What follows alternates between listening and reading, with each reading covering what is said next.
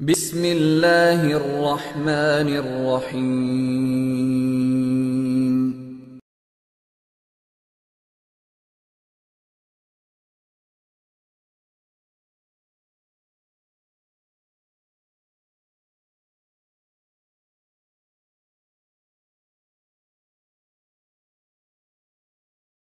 الحمدللہ نحمده ونستعینه ونستغفره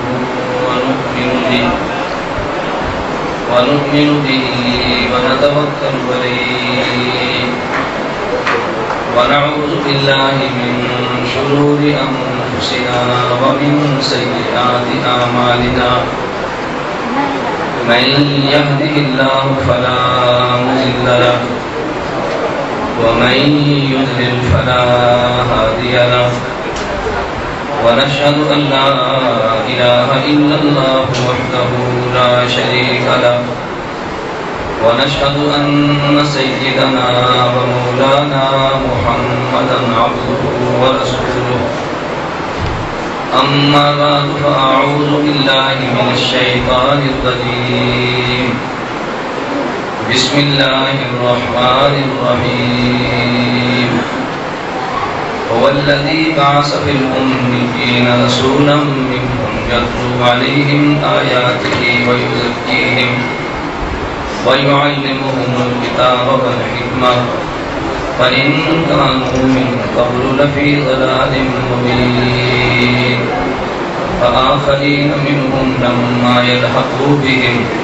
وهو العزيز الحكيم عن أبي هريرة رضي الله تعالى عنه قال قال النبي صلى الله عليه وسلم الناس معادن خيارهم في الجاهلية خيارهم في الإسلام إذا فقهوا عن أبي هريرة رضي الله تعالى عنه قال قال النبي صلى الله عليه وسلم أعظم الناس نصيبا في الإسلام أهل فارس لو كان الإسلام في السريا لتناوله رجال من أهل فارس عن سلمان رضي الله تعالى عنه قال قال رسول الله صلى الله عليه وسلم يا سلمان لو كان الدين معلقا بالسريا لتناوله ناس من أهل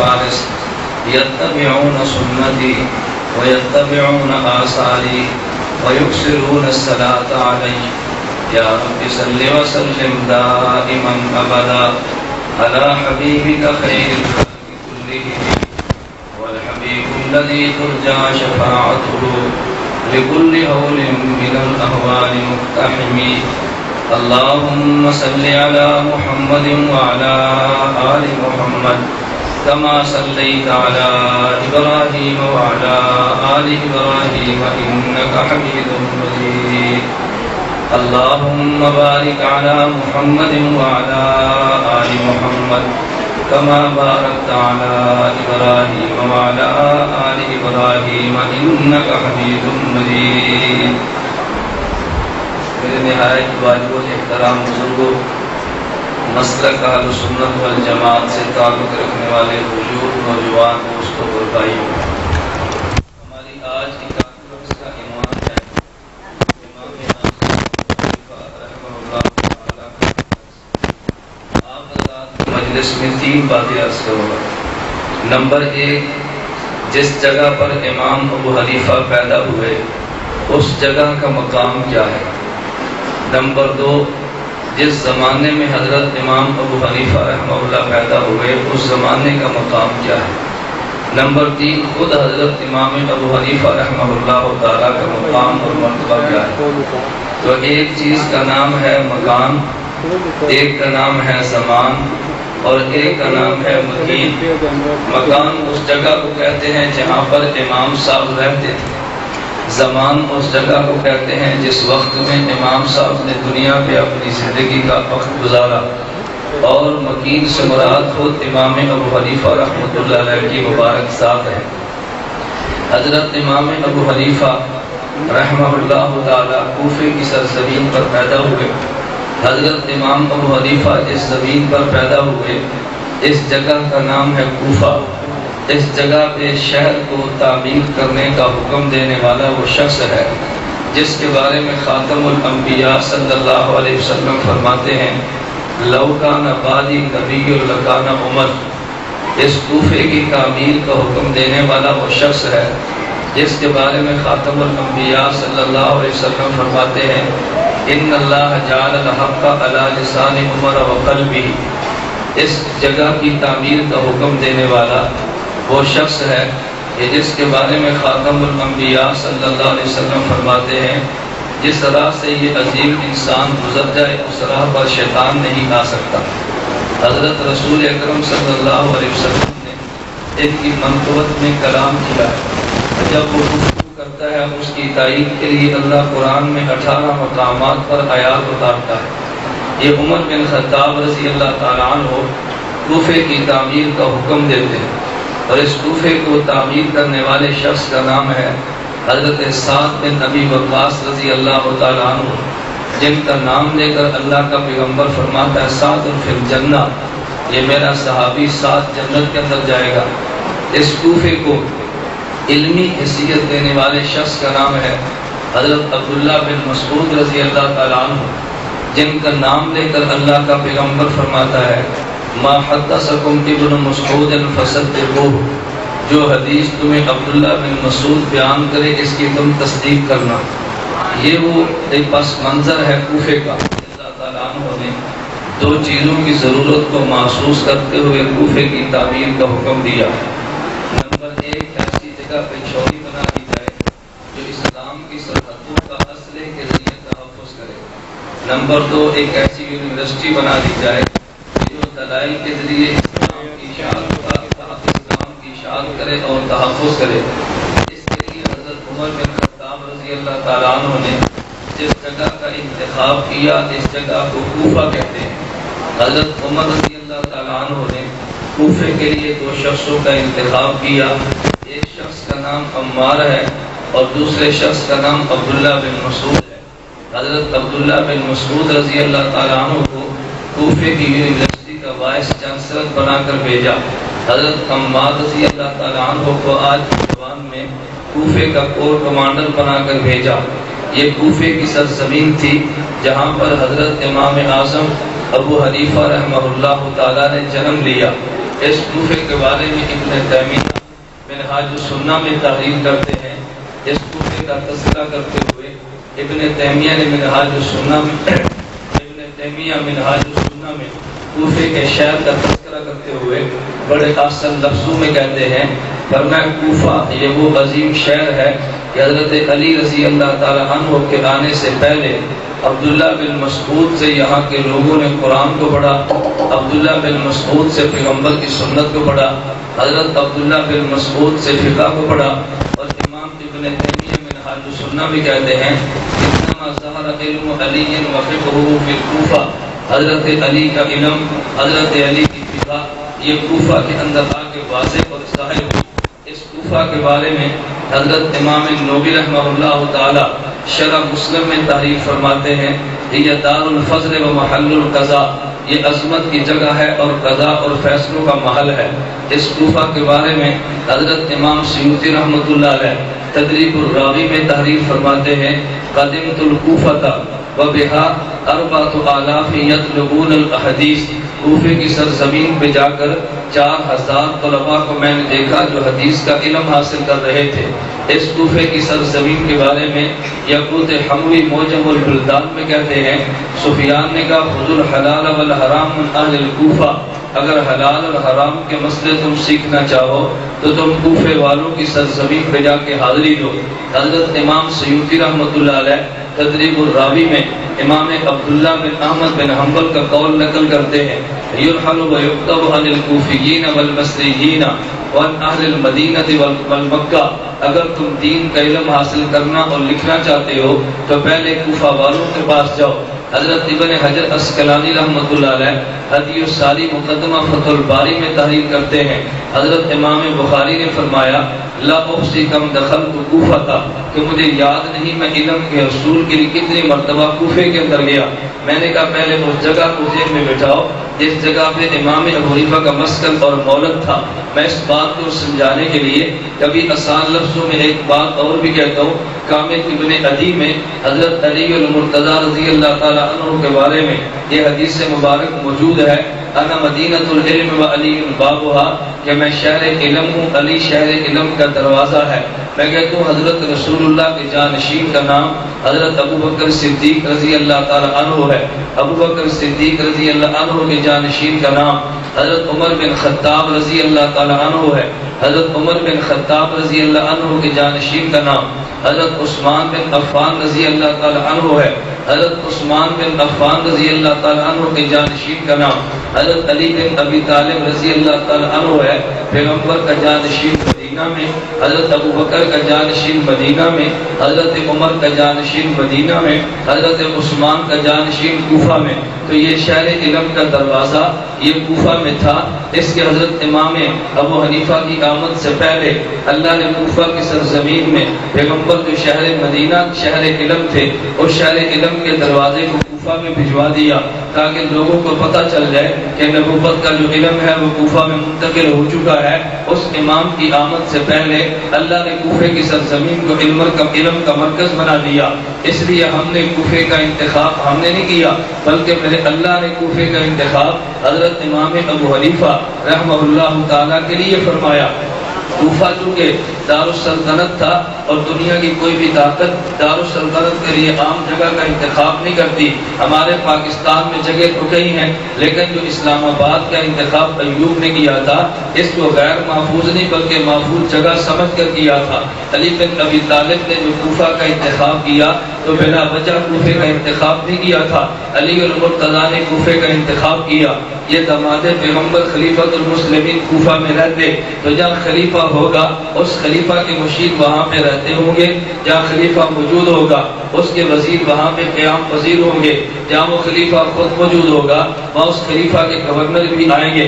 تو چونکہ میرے اللہ نے امام ابو حنیفہ سے کام لینا تھا پیغمبر کی سنتوں کو لکھوانے کا, ایسی جگہ کا انتخاب کر دیا جہاں پہ خود پیغمبر کا جانشین بھی تھا اور پیغمبر کے صحابہ کا آنا اور جانا تھا. اس لیے اللہ نے انتخاب کوفے کا امام ابو حنیفہ کے لیے کیا. آپ نے سنا ہوگا حضرت امام ابو حنیفہ نور اللہ مرکزہ نے خواب دیکھی اور خواب میں انہوں نے پیغمبر کی زیارت کی. رسول اکرم صلی اللہ علیہ وسلم کو خواب میں دیکھا, قبر مبارک میں پیغمبر کی ہڈیاں بکھری پڑی ہیں. امام ابو حنیفہ نے جمع فرمائی. امام صاحب کو بڑا تعجب ہوا کہ میں نے خواب میں کیا چیز دیکھی ہے, لیکن تعبیر کے لیے امام صاحب نے انتخاب کیا حضرت ابو ہریرہ رضی اللہ تعالیٰ عنہ کے شاگرد امام المعبرین ابن سیرین کا اپنے شاگرد کو بھیجا کہ جاؤ امام المعبرین سے تعبیر پوچھ کر آؤ مگر میرا نام نہ لینا. جب وہاں پہ پہنچے حضرت ابن سیرین نے فرمایا تم یہ بتاؤ کہ خواب دیکھنے والا کون ہے. شاگرد نے کہا مجھے منع کر دیا گیا کہ میرا نام نہیں لینا.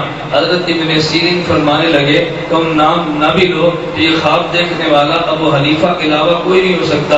اس نے کہا جی آپ نے پہچان تو لیا, اب خواب کی تعبیر بتاؤ. اگر یہاں پہ عقل کا اندھا غیر مقلد ہوگا اس نے کہنا دیکھو جو بندی ابن سیرین کے علم غیب کے قائل ہوئے ہیں, ارے کم عقلو علم غیب کا قائل ہونا اور ہے اور اپنے تجربے کی بنیاد پہ بات کو سمجھنا اور بات ہے. دونوں میں زمین و آسمان کا فرق ہے. اگر ڈاکٹر کسی کی پیلی آنکھ کو دیکھ کر یرقان کی بات کہہ سکتا ہے, اگر ماتھے کے پسینے کو دیکھ کر بخار کا اندازہ لگا سکتا ہے تو کیا تعبیر کے فن کا ماہر خواب کو دیکھ کر اندازہ نہیں لگا سکتا. اس لیے فن تعبیر کا ماہر ہونا اور بات ہے اور علم غیب کے دعوے کرنا اور بات ہے.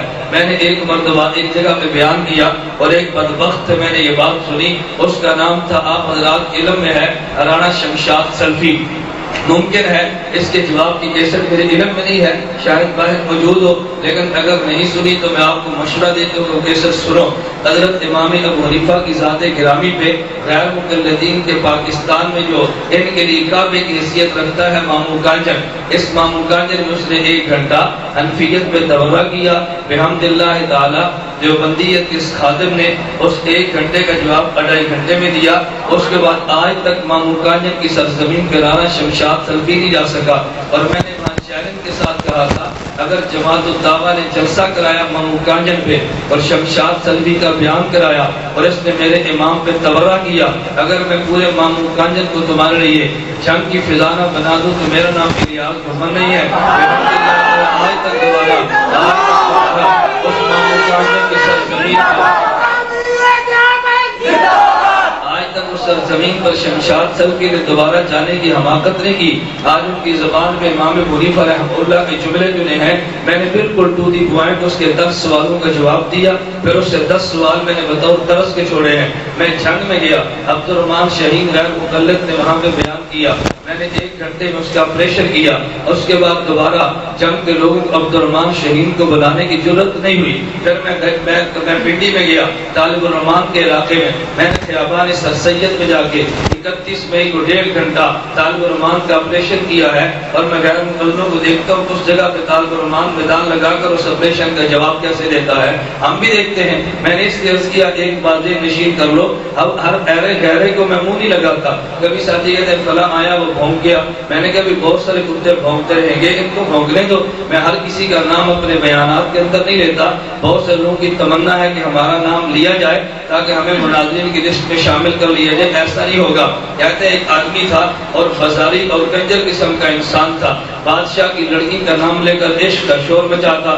لوگوں نے پوچھا وہ گدھے، بادشاہ کی بیٹی تجھے مل نہیں سکتی تو بازاروں میں عشق کے دعوے کیوں کرتا ہے؟ اس نے کہا میں بھی جانتا ہوں کہ مجھے شہزادی مل کو نہیں سکتی، میں جانتا ہوں جب نام لوں گا تو چوک چراہے پر مجھے جوتے پڑیں گے، تو جب شہزادی کا تذکر آئے گا اس کے عاشقوں میں میرا نام تو لکھا جائے گا نا۔ تو بہت سے لوگ یہ سمجھتے ہیں ہم نے میدان مناظرہ میں جوتے تو کھانے ہیں، چلو ہمیں مناظرین میں لفٹ تو لیا جائے گا نا، ہم تمہیں جوتے تو ماریں گے مگر مناظرین میں تمہارا نام نہیں آنے دیں گے انشاءاللہ۔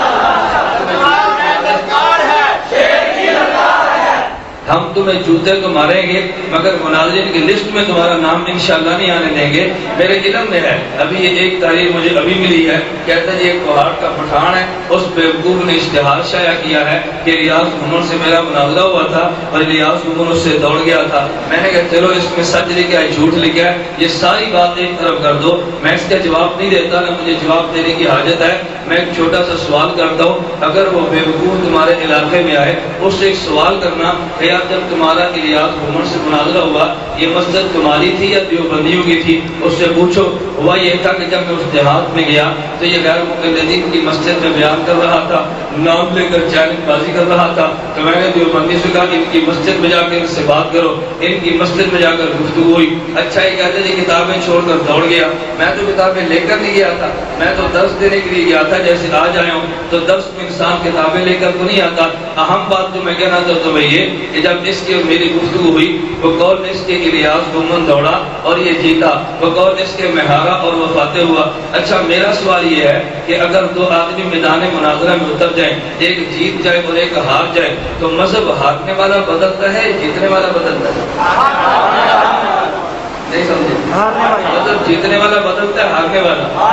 ہارا میں تھا دیوبندی ہو گیا،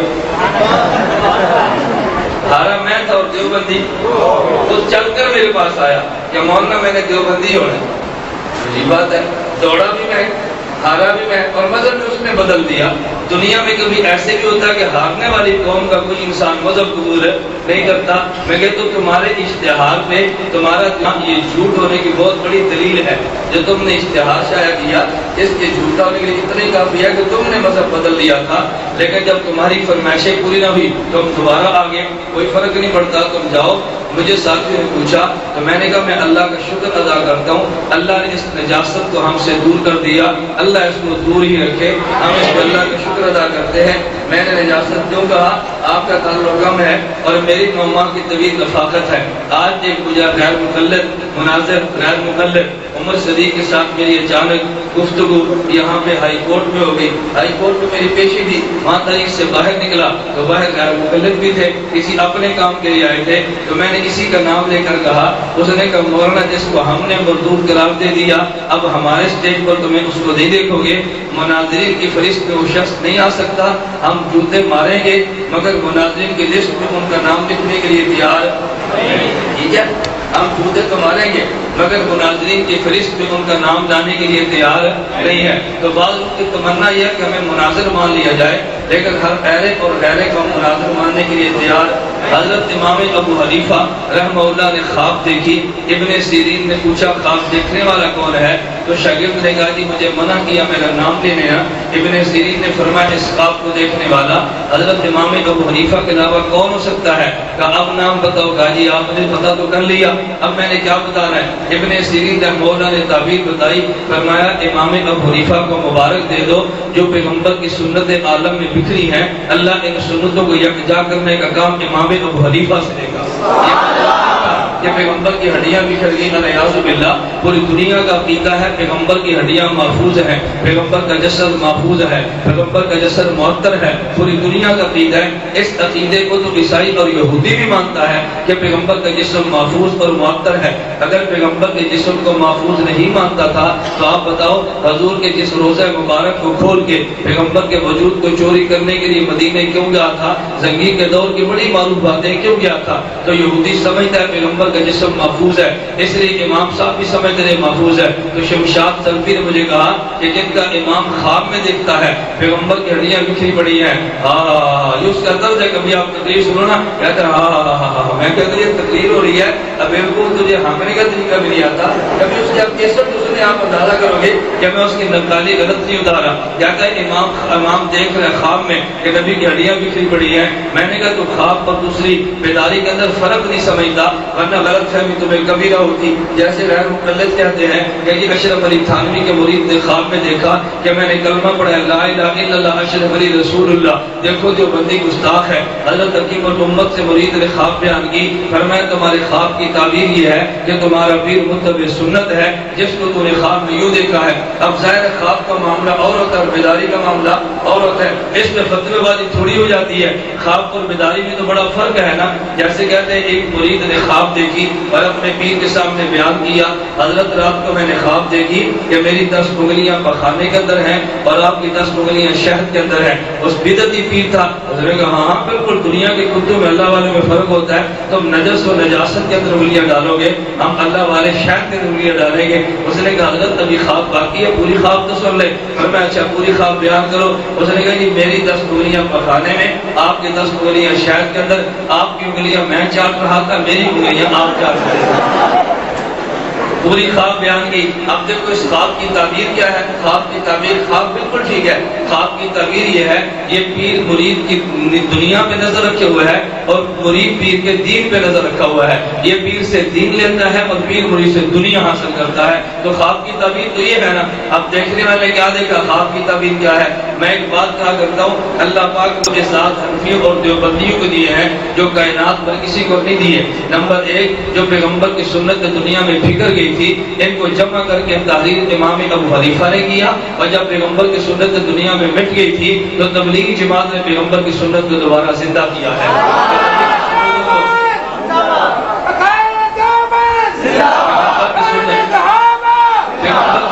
کو دنیا میں جمع بھی ہم نے کیا اور پیغمبر کی سنت کو دنیا میں پھیلایا بھی ہم نے ہے۔ اس لیے غیر مقلد کو عداوت امام ابو حنیفہ سے بھی ہے، تبلیغی جماعت سے بھی ہے، لیکن تمہاری عداوت سے تم خود تو جلو گے۔ قرآن کہتا ہے موتوا بغیظکم، اس غیظ و غضب سے تم مر جاؤ گے، لیکن پیغمبر کی جمع شدہ سنتوں کو دوبارہ تم بکھیر نہیں سکتے اور نبی کی زندہ کی سنتوں کو تم مٹا بھی نہیں سکتے۔ تو میں یہ کہہ رہا تھا حضرت امام ابو حنیفہ رحمہ اللہ تعالیٰ جس سرزمین پر آئے اس جگہ کا نام کوفہ تھا۔ کبھی لوگ کوفہ پہ اعتراض کرتے ہوئے کہتے ہیں ارے کوفہ تو وہ شہر تھا جہاں پر حضرت حسین کا خون گرا ہے رضی اللہ تعالیٰ عنہ۔ اچھا حسین کے خون گرنے سے پھر کیا ہوا؟ میں کہتا ہوں یہ کم از کم اعتراض جماعت الدعوہ کے نام نہاد مجاہد غیر مقلد کو نہیں کرنا چاہیے تھا۔ کیوں؟ اس لیے کہ اگر تو مجاہد ہے تو تیرا عقیدہ تو یہ تھا اگر انسان میدان جہاد میں جائے اور بدن کٹتے اور خون نکلے اس بدن کو دھویا نہیں جاتا کیونکہ خون پاک تھا، اس نے بدن کو صاف کر دیا۔ اگر یہ کپڑوں کے خون لگ گیا، ان کپڑوں کو دھویا نہیں جاتا، اس پاک خون نے کپڑوں کو پاک کر دیا۔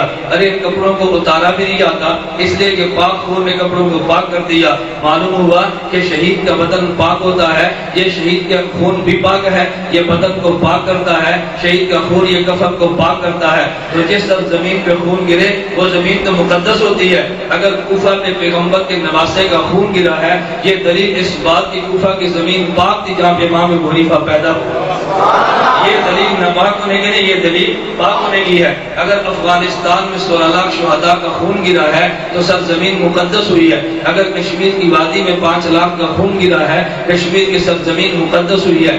اگر اسلام آباد جامع حفصہ میں شہداء کا خون گرا ہے اس سے زمین مقدس ہوئی ہے، ناپاک نہیں ہوئی۔ ایک ہوتا ہے گرنے والے خون کا مسئلہ، ایک ہوتا ہے گرانے والے دجال کا مسئلہ۔ ہم خون گرانے والے دجال کو ملعون تو کہتے ہیں مگر گرنے والے خون کو ناپاک نہیں کہتے۔ اس لیے کوفہ کی سرزمین تو خون شہیدہ سے یہ مبارک اور مقدس ہوئی ہے۔ تو جس سرزمین میں امام ابو حنیفہ نے پیدا ہونا تھا، اللہ نے علی المرتضی رضی اللہ عنہ کا دار حکومت بنا دیا۔ خیر میں یہ کہہ رہا تھا کہ نمبر 1 مکان جس کو کوفہ کہتے ہیں، اس کوفہ کے بارے میں ابو بشر علامہ دولابی نے کتاب الاسماء والکنہ میں لکھا ہے، نزل الکوفہ 1050 رجلا من اصحاب النبی صلی اللہ علیہ وسلم و24 من اہل بدر، کہ جس کوفہ میں حضرت امام حنیفہ پیدا ہوئے اس میں پیغمبر کے 1050 صحابہ یہاں پہ تشریف لائے، جن میں 24 صحابہ یہ بدر کے رہنے والے تھے اور ان میں 300 صحابہ بیعت رضوان میں شرکت کرنے والے تھے۔ تو میں نے عرض کیا نمبر 1 جس مکان پہ امام ابو حنیفہ رہتے اس مکان کوفہ کا مقام کیا ہے۔ نمبر 2 جس زمانے میں امام ابو حنیفہ پیدا ہوئے وہ زمانہ کون سا تھا؟ حضرت امام بخاری رحمہ اللہ تعالی صحیح بخاری میں حدیث مبارک نقل کرتے ہیں، اللہ کے پیغمبر صلی اللہ علیہ وسلم نے فرمایا خیر امتی قرنی ثم الذین یلونہم ثم الذین یلونہم۔ ارے پیغمبر فرماتے ہیں کہ میرا زمانہ یہ خیر اور مبارک زمانہ ہے، میرے بعد صحابہ کا زمانہ یہ خیر اور مبارک کا زمانہ ہے، تابعین کا دور یہ خیریت اور برکت کا دور ہے۔ تو میں کہتا ہوں اب ذرا تاریخ پہ نظر ڈالیں کہ جس دور میں امام ابو حنیفہ کوفہ کی سرزمین پہ پیدا ہوئے وہ دور کتنا مقدس دور تھا۔ اس کے بارے میں امام سیوطی رحمۃ اللہ علیہ فرماتے ہیں انہ ادرک 70 رجلا من اصحاب النبی صلی اللہ علیہ وسلم، امام ابو حنیفہ نے 70 صحابہ کا دور پایا ہے اور امام ابو حنیفہ نے 6 صحابہ کی زیارت کی ہے۔ جس دور میں امام صاحب پیدا ہوئے یہ دور صحابہ کا دور تھا۔ اگر کسی مائی کے لال میں جرأت ہے تو میرے ان حوالہ جات کو چیلنج کرے، جس دور میں امام حنیفہ پیدا ہوئے اس دور میں ایک صحابی جو صحابہ زندہ تھے، میں چند ایک نام لے کر بتاتا ہوں تاکہ آپ کے علم میں آئے یہ دور کتنا مقدس اور مبارک دور تھا۔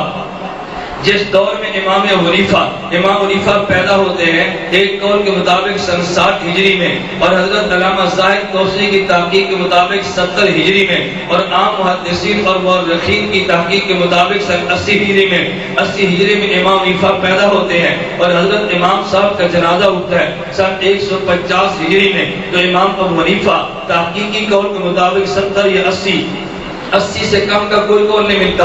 اگر 80 ہجری میں پیدا ہوئے اس دور میں زندہ تھے حضرت سعید بن یزید رضی اللہ تعالی عنہ جن کا انتقال ہوا سن 81 ہجری میں، اس وقت زندہ تھے حضرت ابو امامہ باہری، حضرت عبداللہ بن انیس رضی اللہ تعالی عنہما جن کا انتقال ہوا سن 82 ہجری میں، اس وقت زندہ تھے حضرت واصلہ بن اسقع رضی اللہ تعالی عنہ جن کا انتقال ہوا سن 83 ہجری میں، اس وقت زندہ تھے حضرت واصلہ بن اسقع، اس وقت زندہ تھے حضرت واصلہ بن اسقع رضی اللہ تعالی عنہ جن کا انتقال ہوا سن 83 ہجری میں، ارے اس وقت زندہ تھے حضرت عمر بن حویرث رضی اللہ عنہ جن کا انتقال ہوا سن 85 ہجری میں، اس وقت زندہ تھے حضرت مقدام بن مادی کرب رضی اللہ تعالی عنہ جن کا انتقال ہوا سن 86 ہجری میں، اس وقت زندہ تھے حضرت عتبہ بن عبد السلمی، حضرت عبداللہ ابن ابی اوفا رضی اللہ تعالی عنہما جن کا انتقال ہوا سن 87 ہجری میں، اس وقت زندہ تھے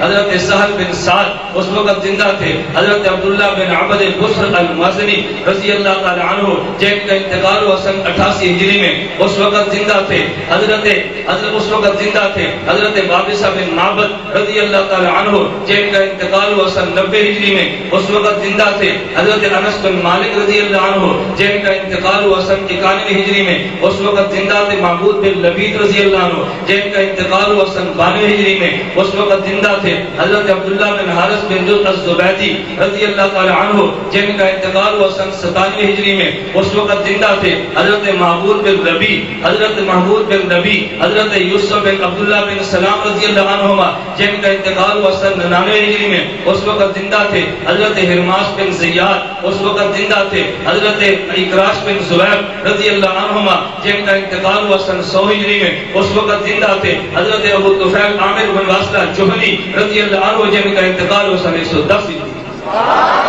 یہ تو صحابہ کا مبارک دور تھا جس دور میں امام حنیفہ دنیا میں آئے۔ خوش قسمت وہ دور تھا کہ جس دور میں حضرت امام حنیفہ پیدا ہوئے، وہ کتنا مقدس دور تھا، وہ مکان بھی مبارک تھا، امام حنیفہ پیدا ہوتے ہیں، ارے وہ زمانہ بھی مبارک تھا جس میں امام حنیفہ پیدا ہوئے ہیں۔ آگے چلیے امام حنیفہ کی ذات کے بارے میں نمبر 1 قرآن کی آیت پڑھی ہے، میں نمبر 2 3 احادیث سے مبارکہ پڑھی ہیں۔ قرآن کی آیت میں میرا اللہ اعلان فرماتا ہے والذی باعث فی الأمیین، پہلے اللہ نے اپنا تذکرہ کیا، یسبح للہ ما فی السماوات سے اللہ فرماتے ہیں آسمانوں اور زمین میں یہ ذات بڑی پاک اور صاف ہے۔ وہ کون سی ذات ہے؟ رب نے تعارف کے لفظوں میں گرایا والذی باعث فی الأمیین، اللہ وہ ذات ہے جو امیین میں اپنے پیغمبر کو بھیجتی ہے، وآخرین منہم، اللہ وہ ذات ہے جو نبی کو آخرین میں بھیجتی ہے۔ رب نے اپنا تعارف کراتے ہوئے اپنے پیغمبر کی بعثت کا تذکرہ کیا، بعثت کے مقاصد کا تذکرہ کیا، اللہ نے ان امتوں کا تذکرہ کیا جس میں پیغمبر آیا تھا۔ پہلے تذکرہ امیین کا کیا، امیین سے مراد اصحاب پیغمبر ہیں، پھر اپنے تذکرہ کیا آخرین کا۔ اس آخرین سے کیا مراد ہے؟ حضرت شیخ التفسیر مولانا شبیر احمد عثمانی رحمہ اللہ تعالی تفسیر عثمانی میں درس فرماتے ہیں۔ حضرت امام سیوطی رحمۃ اللہ علیہ تبیین الصحیفہ میں تحریر کرتے ہیں کہ اللہ کے پیغمبر نے حضرت سلمان فارسی موجود تھے، صحابہ نے پوچھا یا رسول اللہ یہ آخرین کا مصداق کون ہے کہ آپ کو رب نے نبی امیین میں بھیجا، آپ کو رب نے نبی آخرین میں بھیجا، آخرین کا مصداق کون ہے؟ پیغمبر نے سلمان فارسی کے کندھے پہ ہاتھ رکھا، فرمایا لو کان العلم وفی روایت لو کان اسلام وفی روایت لو کان ایمان، فرمایا معلق فی ثریا، یہ سلمان فارسی وہ نوجوان ہے، اگر ایمان ثریا تک پہنچے گا اس کی نسل کے لوگ اسلام کو ثریا سے بھی لائیں گے۔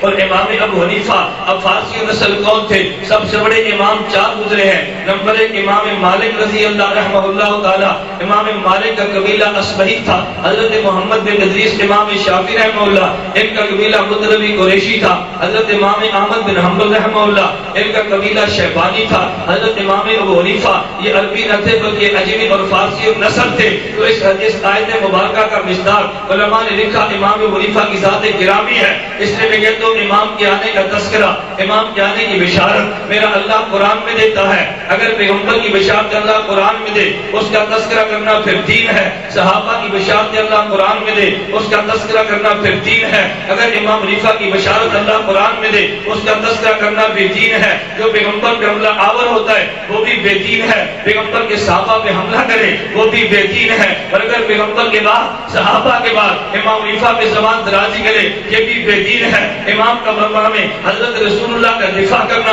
اگر یہ ایمان ہے تو صحابہ کا دفاع کرنا یہ بھی ایمان ہے، امام حنیفہ جیسے ائمہ کا دفاع کرنا یہ بھی ایمان ہے۔ اور میرے اللہ کا کرم ہے جب پیغمبر کی ذات پہ حملہ ہوا تو دفاع علماء دیوبند کیا، اصحاب پیغمبر پہ حملہ ہوا دفاع علماء دیوبند کیا، جب حملہ حضرت امام ابو حنیفہ پہ ہوا تو دفاع علماء دیوبند کیا۔ مرزا غلام احمد قادیانی کی زبان کو علماء دیوبند نے گم کر دیا، پیغمبر کے صحابہ پہ بھونکنے والی رافضی کی زبان کو علماء دیوبند نے لگام دی ہے۔ غیر مقلدو تم بھی باز آ جاؤ، اگر تم باز نہ آئے میں رب کعبہ کی ذات سے بھروسہ کر کے کہتا ہوں تمہاری زبان کو لگام دی جائے گی، تمہارے قدموں کو روک دیا جائے گا، تمہارے مناظرین کو لٹکا دیا جائے گا۔ اپنا عقیدہ تم بیان کرو، بڑے شوق سے بیان کرو، مگر جس طرح مرزا قادیانی نے حضرت رسول اللہ پہ بھونک ماری ہے آج قادیانیت کو گالی بنا دیا گیا، جس طرح شیعت نے صحابہ پیغمبر پہ بھونک ماری ہے ان کو گالی بنا دیا گیا۔ اگر امام حنیفہ کے بارے میں تمہارا طرز عمل نہ بدلا پاکستان کی سرزمین پہ تمہیں گالی بنا دیا جائے گا۔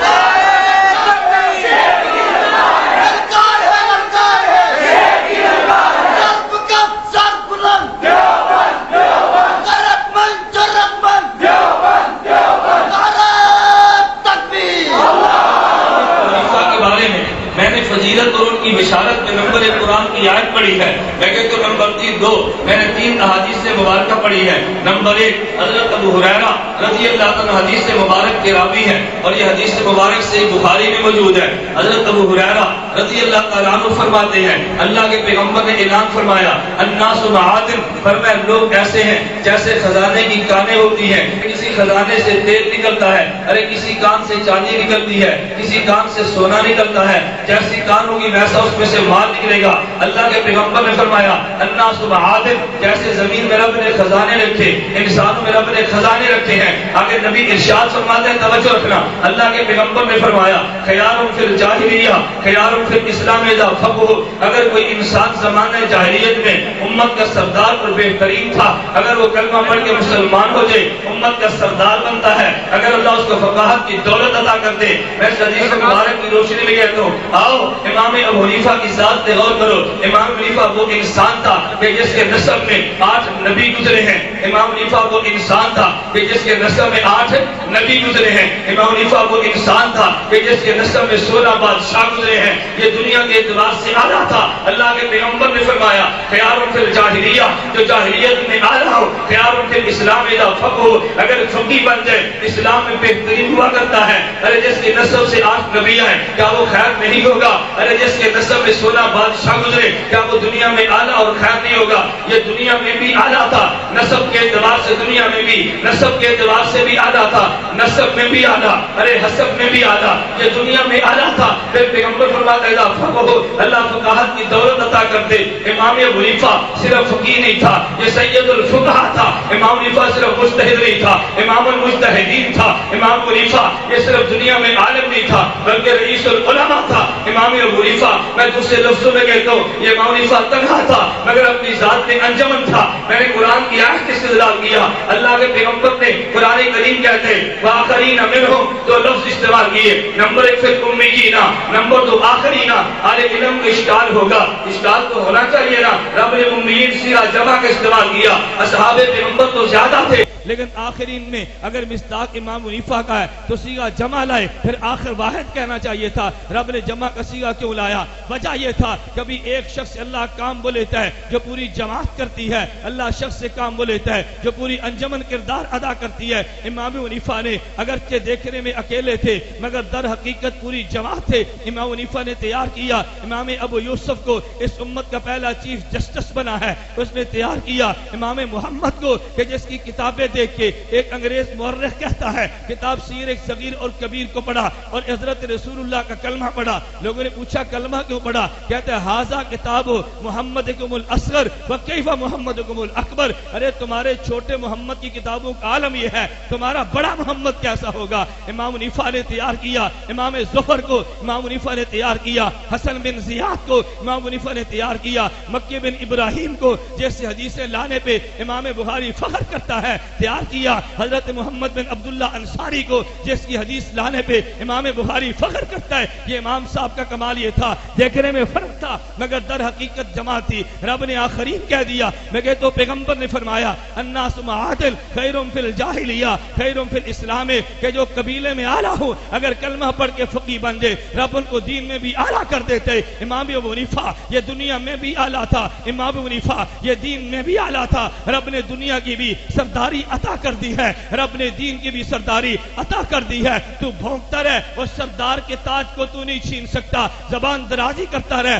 اس کے مقام کو تو نہیں پہنچ سکتا۔ اللہ کے پیغمبر نے اعلان کیا، حضور حضرت ابو ہریرہ رضی اللہ عنہ فرماتے ہیں، یہ تاریخ ابو نعیم میں حدیث مبارک مقدمہ کتاب و تعلیم کے حوالے سے موجود ہے۔ اللہ کے پیغمبر نے فرمایا لوگوں تم ایک بات یاد رکھو، اعظم الناس نصیبا فی الاسلام اہل فارس، اور اسلام میں سب سے زیادہ حصہ یہ اہل فارس اجمیوں کا ہے۔ لو کان اسلام بسریا، اگر اسلام سریا تک چلا جائے لتناول الرجال من اہل فارس، اہل فارس کے لوگ وہاں سے لائے گے۔ میرے شیخ اکاڑوی رحمہ اللہ فرماتے تھے ہم نے امام ابو حنیفہ کو امام اعظم کہا، اس کا تذکرہ پیغمبر نے حدیث سے مبارک میں کیا ہے۔ تمہارے بعد جلسہ ہوگا اور جلسے میں لوگ کہیں گے امام اعظم کانفرنس ہے، ہم تمہیں بتاتے ہیں امام اعظم کون تھا۔ میں کہتا ہوں تو نہیں بتا، پیغمبر کہتا ہے اعظم کون ہے، نبی سے پوچھ لے اعظم کون ہے؟ ابو ہریرہ فرماتے ہیں پیغمبر نے اعلان کیا اعظم الناس نصیباً فی الاسلام، اس اسلام میں سب سے زیادہ اور بڑا حصے دار وہ شخص ہوگا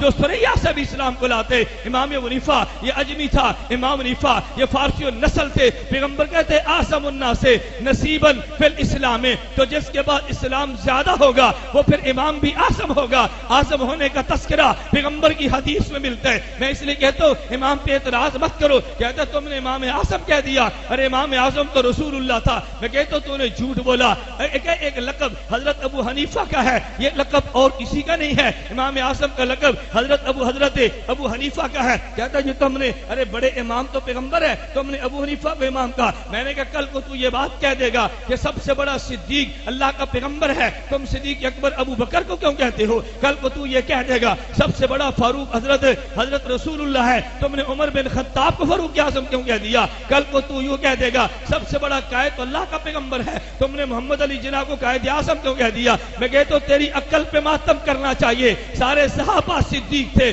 ان میں بڑا ابو بکر صدیق ہے، ہم نے صدیق اکبر مانا ہے۔ سارے صحابہ فاروق تھے، ان میں بڑا عمر بن خطاب ہے، ہم نے فاروق اعظم مانا ہے۔ سارے مجتہدین امام تھے، ان میں بڑا ابو حنیفہ ہم نے امام اعظم مانا ہے۔ جب ہم نے ابو بکر صدیق کو صدیق اکبر کہا تو نسبت صحابہ کی طرف ہے، پیغمبر کی طرف نہیں ہے۔ ہم نے حضرت عمر بن خطاب کو جب فاروق اعظم کہا، مراد صحابہ تھے، پیغمبر کی ذات نہیں تھی۔ ہم نے ابو حنیفہ کو امام اعظم کہا، مراد ائمہ ہے، پیغمبر کی ذات نہیں ہے۔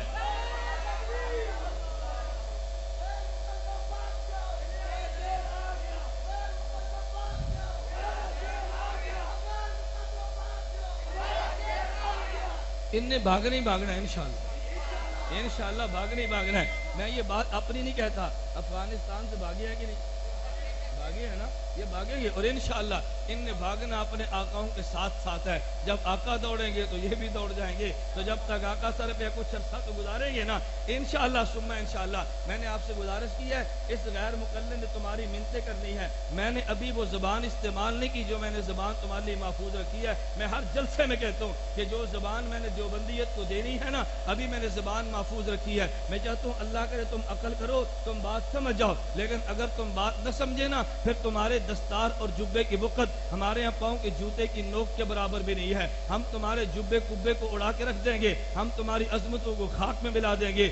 تم دنیا کفر کے چلنے پہ، یہ چندے پہ چلنے والی تنظیمیں، ہم ان کے وجود کو مٹا کے رکھ دیں گے انشاءاللہ۔ تمہیں غلط فہمی ہے، تم نے دیوبندیت کو دیکھا ہی نہیں ہے۔ تم ان سے پوچھو کہ جن کے تم نیم لگتے ہو، میں انشاءاللہ آخر میں تذکرہ کروں گا، تم ان سے پوچھو جن کے تم چھوٹے ہو۔ ہم تمہیں بڑا بھی نہیں مانتے، ہم تمہیں اپنا چھوٹا بھی نہیں مانتے، ہم تمہیں اپنا دشمن سمجھتے ہیں، اور دشمن کے لیے زبان نرم نہیں ہوتی، زبان سخت ہوتی ہے۔ مجھے کئی احباب نے کہا کہ مولانا تمہارے بارے میں غیر مقلد کہتے ہیں بڑے سخت ہیں۔ میں نے کہا میں اس کو مبارک سمجھ کر قبول کرتا ہوں۔ اللہ قرآن میں کہتے ہیں وَلْيَجِدُ فِيكُمْ غِلْظَةً، کمال یہ کہ دشمن کہہ دیے سخت ہے، میں غیروں کے لیے سخت ہوں، اپنوں کے لیے تو سخت نہیں ہوں نا۔ اگر مجھے غیر کہتا ہے سخت ہے تو مجھے بحمد اللہ تعالیٰ اس پہ خوشی ہوتی ہے۔ ہم اپنوں کو امام مانتے ہیں مگر دشمن کو دشمن سمجھتے ہیں۔ اللہ کے پیغمبر فرما رہے تھے صلی اللہ علیہ وسلم، حضرت سلمان کہتے ہیں رسول اللہ صلی اللہ علیہ وسلم فرمایا یا سلمانو، اے سلمان تو جانتے لو کان العلم عند ثریا، اگر علم ثریا تک بھی چلا جائے، اگر اسلام ثریا تک بھی چلا جائے، لتناب رجل من اہل فارس، تو فارس کے لوگ وہاں سے بھی لائیں گے۔ آگے جملہ سنو جو پیغمبر نے ارشاد فرمایا، فرمایا یتبعون سنتی، یہ میری سنت کی اتباع کریں گے، ویتبعون آثاری، میرے آثار پہ عمل کریں گے، ویکثرون الصلاۃ علیہ، اور مجھ پہ کثرت سے درود پڑھیں گے۔ ہم پیغمبر کی سنت کی اتباع بھی کرتے ہیں، پیغمبر کے آثار کو بھی مانتے ہیں، اور پیغمبر پہ صلوات پڑھتے ہیں، ایمان سمجھ کر پڑھتے ہیں۔ ہم صلوات پڑھتے ہیں، ایمان سمجھ کر پڑھتے ہیں، عقیدہ نظریے کی بنیاد سے پڑھتے ہیں۔ تو میں حدیث سے عرض کر رہا تھا کہ جو حضرت امام حنیفہ کی بشارت میں بڑی واضح حدیث موجود ہے، اللہ میں بات کو سمجھنے کی توفیق عطا فرمائے۔ آئیے چلیے میں نے پہلے قرآن کی آیت پڑھی ہے، پھر میں نے 3 احادیث مبارکہ سے حضرت امام حنیفہ کی میں نے فضیلت کا تذکرہ کیا۔ امام ابو حنیفہ کے بارے میں امت کے علماء کیا کہتے ہیں، ذرا اس میں بھی نگاہ دوڑائیے۔ اس امت کے سب سے بڑے ائمہ کا میں تذکرہ کرتا ہوں، امام مجتہدین کیا کہتے ہیں، ارے صوفی کیا کہتے ہیں۔ متکلمین کیا کہتے ہیں، محدثین کیا کہتے ہیں، اس کے بعد فیصلہ تم نے کرنا ہے۔ ایک طرف امت کے فقہاء، ایک طرف امت کے محدثین، ایک طرف امت کے امام الجرح والتعدیل موجود ہیں، اور ایک طرف بدبخت غیر مقلد موجود ہیں۔ فیصلہ میں آپ پہ چھوڑوں گا، چاہو تو ان عقل کے اندھو کی بات مان لو، چاہو تو عقل کے بادشاہ امام مالک کی بات مان لو۔ ان کے بارے میں جملے کون سے گے؟ حضرت امام مالک بن انس فرماتے ہیں، یہ امام خطیب بغداد نے تاریخ بغداد میں نقل کی ہے۔ حضرت امام مالک فرماتے ہیں، رأیت رجلا لو کلمک عن هذه الساریہ ان یجعلها ذهبا لقام بحجته، میں نے ایک شخص کو دیکھا جس کا نام امام ابو حنیفہ ہے، اگر اس شخص کو میں دیکھوں، میں نے اس شخص کو دیکھا، اگر وہ تجھ سے گفتگو کرے اور ستون کے بارے میں کہہ دے سونے کا ہے، وہ دلائل سے سونے کا ثابت کر دے گا۔ امام صاحب کے حجت کو، امام کے طرز استدلال کو امام مالک بھی تسلیم کرتا ہے۔ محمد بن ادریس امام شافعی رحمہ اللہ فرماتے ہیں، من اراد ان یعرف الفقہ فلیلزم ابا حنیفہ واصحابہ فإن الناس كلهم عیار علی فی الفقہ، جو انسان دین میں سمجھ بوجھ حاصل کرنا چاہے امام حنیفہ اور ان کے شاگردوں کے قدموں میں بیٹھ جائے۔ اس لیے یہ پوری دنیا فقاہت کے معاملے میں امام حنیفہ کی اولاد کی حیثیت رکھتی ہے۔ حضرت امام احمد بن حنبل فرماتے ہیں، فرمایا امام صاحب نے سبحان اللہ ہوا من العلم والزہد والورع وإثار الدار الآخرہ بمحل لا یدرکہ فیہ۔ احمد بن حنبل کہتے ہیں علم اور تقوی، زہد اور اثار آخرت میں امام ابو حنیفہ اس مقام پر فائدہ ہے کہ دنیا کا کوئی شخص امام کا مقابلہ نہیں کر سکتا۔ ان کے بارے میں قاضی فضیل بن عیاض امت کا سب سے بڑا صوفی وہ تحریر کرتے، کہتے کان ابو حنیفہ رجلا فقیہا معروفا بالفقہ مشہورا بالورع واسع المال صبورا علی تعلیم العلم باللیل والنہار کثیر الصمت قلیل الکلام اور حاربا من مال سلطان۔ کہتے امام حنیفہ وہ شخص تھا جو فقیہ بھی تھا، صاحب تقوی بھی تھا، صاحب مال بھی تھا، دن رات کو علم کو پھیلانے میں مشغول بھی تھا، اور بادشاہ کے مال سے دوڑا بھی کرتا تھا، یعنی مستغنی تھا۔ ایک شخص ہے جو حکومت کے مال پہ وقت پلتا ہے اور گالیاں امام کو دیتا ہے۔ امام ابو حنیفہ وہ شخص تھا جو حکومت کے مال سے دوڑتا تھا۔ ان کے بارے میں عبداللہ بن مبارک جیسا امیر المومنین فی الحدیث کہتے لولا ان اللہ قد اترکنی بابی حنیفہ وسفیان لکنت بدعیا، اگر امام ابو حنیفہ کی صحبت اللہ مجھے نہ دیتا عبداللہ بن مبارک تو بدعتی بن جاتا۔ امام ابو حنیفہ کے بارے میں، خلف بن امام ابو حنیفہ کے بارے میں شیخ الاسلام والمسلمین یزید بن ہارون کہتے سمعت کل من ادرکت من اہل زمانہ انہ یقول انہ ما ارى افقہ منہ۔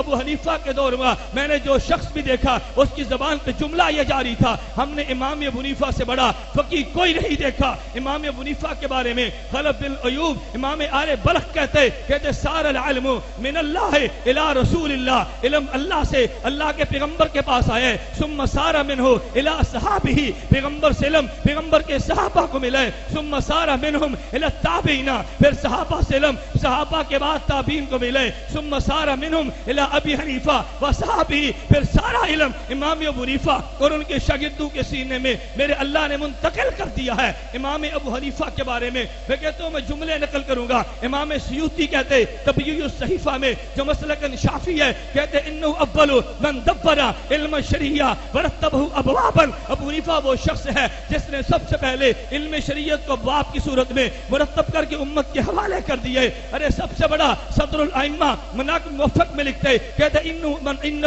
اول من دبنا علم شریعہ ولم یسبقہ احد من قبلہ، امام ابو حنیفہ سے پہلے علوم دین کو جمع کرنے میں کسی شخص کا وہ کردار نہیں ہے جو حضرت امام اعظم ابو حنیفہ رحمہ اللہ کعبہ ہے۔ ان کے بارے میں حضرت عبداللہ بن داؤد الخریبی کہتے امام صاحب کے بارے میں بڑا عجیب جملہ نقل کیا، کہتے تم امام کے مقام کو نہیں جانتے۔ امام حنیفہ کے بارے میں عداوت دو شخص لکھیں گے، کہتے ما یعیب ابا حنیفہ الا احد رجلین، دو شخصوں میں سے ایک امام صاحب پہ تان زنی کرے گا۔ نمبر ایک رجل جاہل لا یعرف فضل قولہ، امام صاحب کے کلام کو جو نہیں سمجھتا وہ امام پہ تبرہ کرے گا۔ نمبر دو حاسد لم یقف علی علمہ، ابو حنیفہ کے علم کو نہیں جانتا وہ امام صاحب پہ تبرہ کرے گا اور بھونکے گا۔ عبداللہ بن داؤد کہتے ہیں فیجب علی اہل الاسلام ان یدعوا اللہ لابی حنیفہ وصحابہ، اہل علم کو چاہیے، اہل اسلام کو چاہیے اللہ کے لیے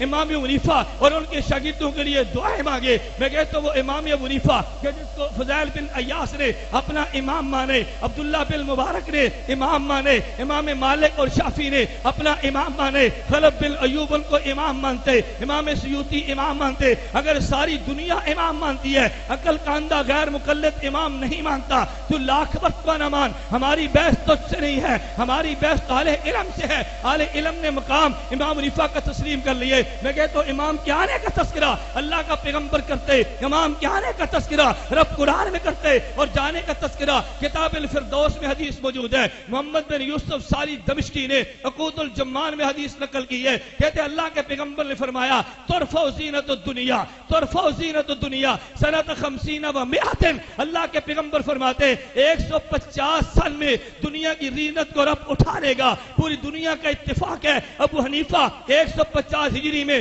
دنیا سے چلا گیا۔ پیغمبر جانے کا تذکرہ اپنی روایات میں کرتے، ابو حنیفہ کے آنے کا تذکرہ روایات میں کرتے۔ دنیا ان کو امام مانتی ہے، ابو حنیفہ کو جو امام نہیں مانتا۔ میں اپنی زبان میں نہیں تیری زبان میں کہنا چاہتا ہوں، میری زبان کو چھوڑ دے، اگر جملہ میں کہہ دوں گا تو کہے گا الیاس گمن تعصب میں کہہ گیا، یہ ضد میں کہہ گیا، ارے امام کی عصمت کی، امام کی محبت اور عقیدت میں کہہ گیا۔ میں تمہیں کہتا ہوں نوجوانوں جاؤ صبح غیر مقلدوں سے کتاب مانگو۔ کتاب کا نام ہے تاریخ اہل حدیث، لکھنے والے کا نام ابراہیم سیال کوٹی ہے۔ عنوان قائم کرتے فیض ربانی، اس فیض ربانی کے تحت تذکرہ کرتے، کہتے ہیں میں ایک دن دہاڑے اپنی لائبریری میں امام صاحب پہ کلام کرنے کے لیے میں کتابوں کا مطالعہ کر رہا تھا، امام ابو حنیفہ کی ذات پہ جرح کرنے کے لیے میں کتابوں کا مطالعہ کر رہا تھا، اور دن دہاڑے میں کتابیں دیکھ رہا تھا۔ اچانک میری بینائی نے کام کرنا چھوڑ دیا، یہ اندھیرے چھا گئے، ارے ظلمت چھا گئی،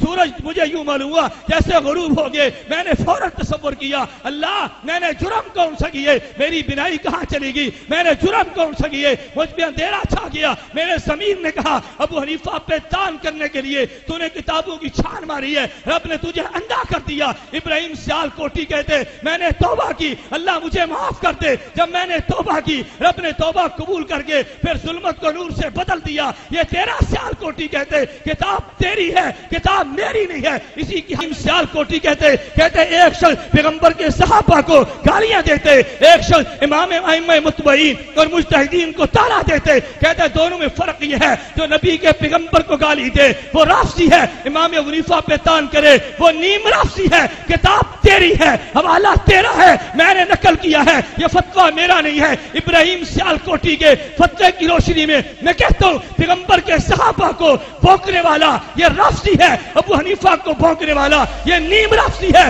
تو جو علاج شیعت کا ہے، جو علاج ایران کے رافضی کا ہے، وہی علاج پاکستان کے نیم رافضی کا بھی ہے۔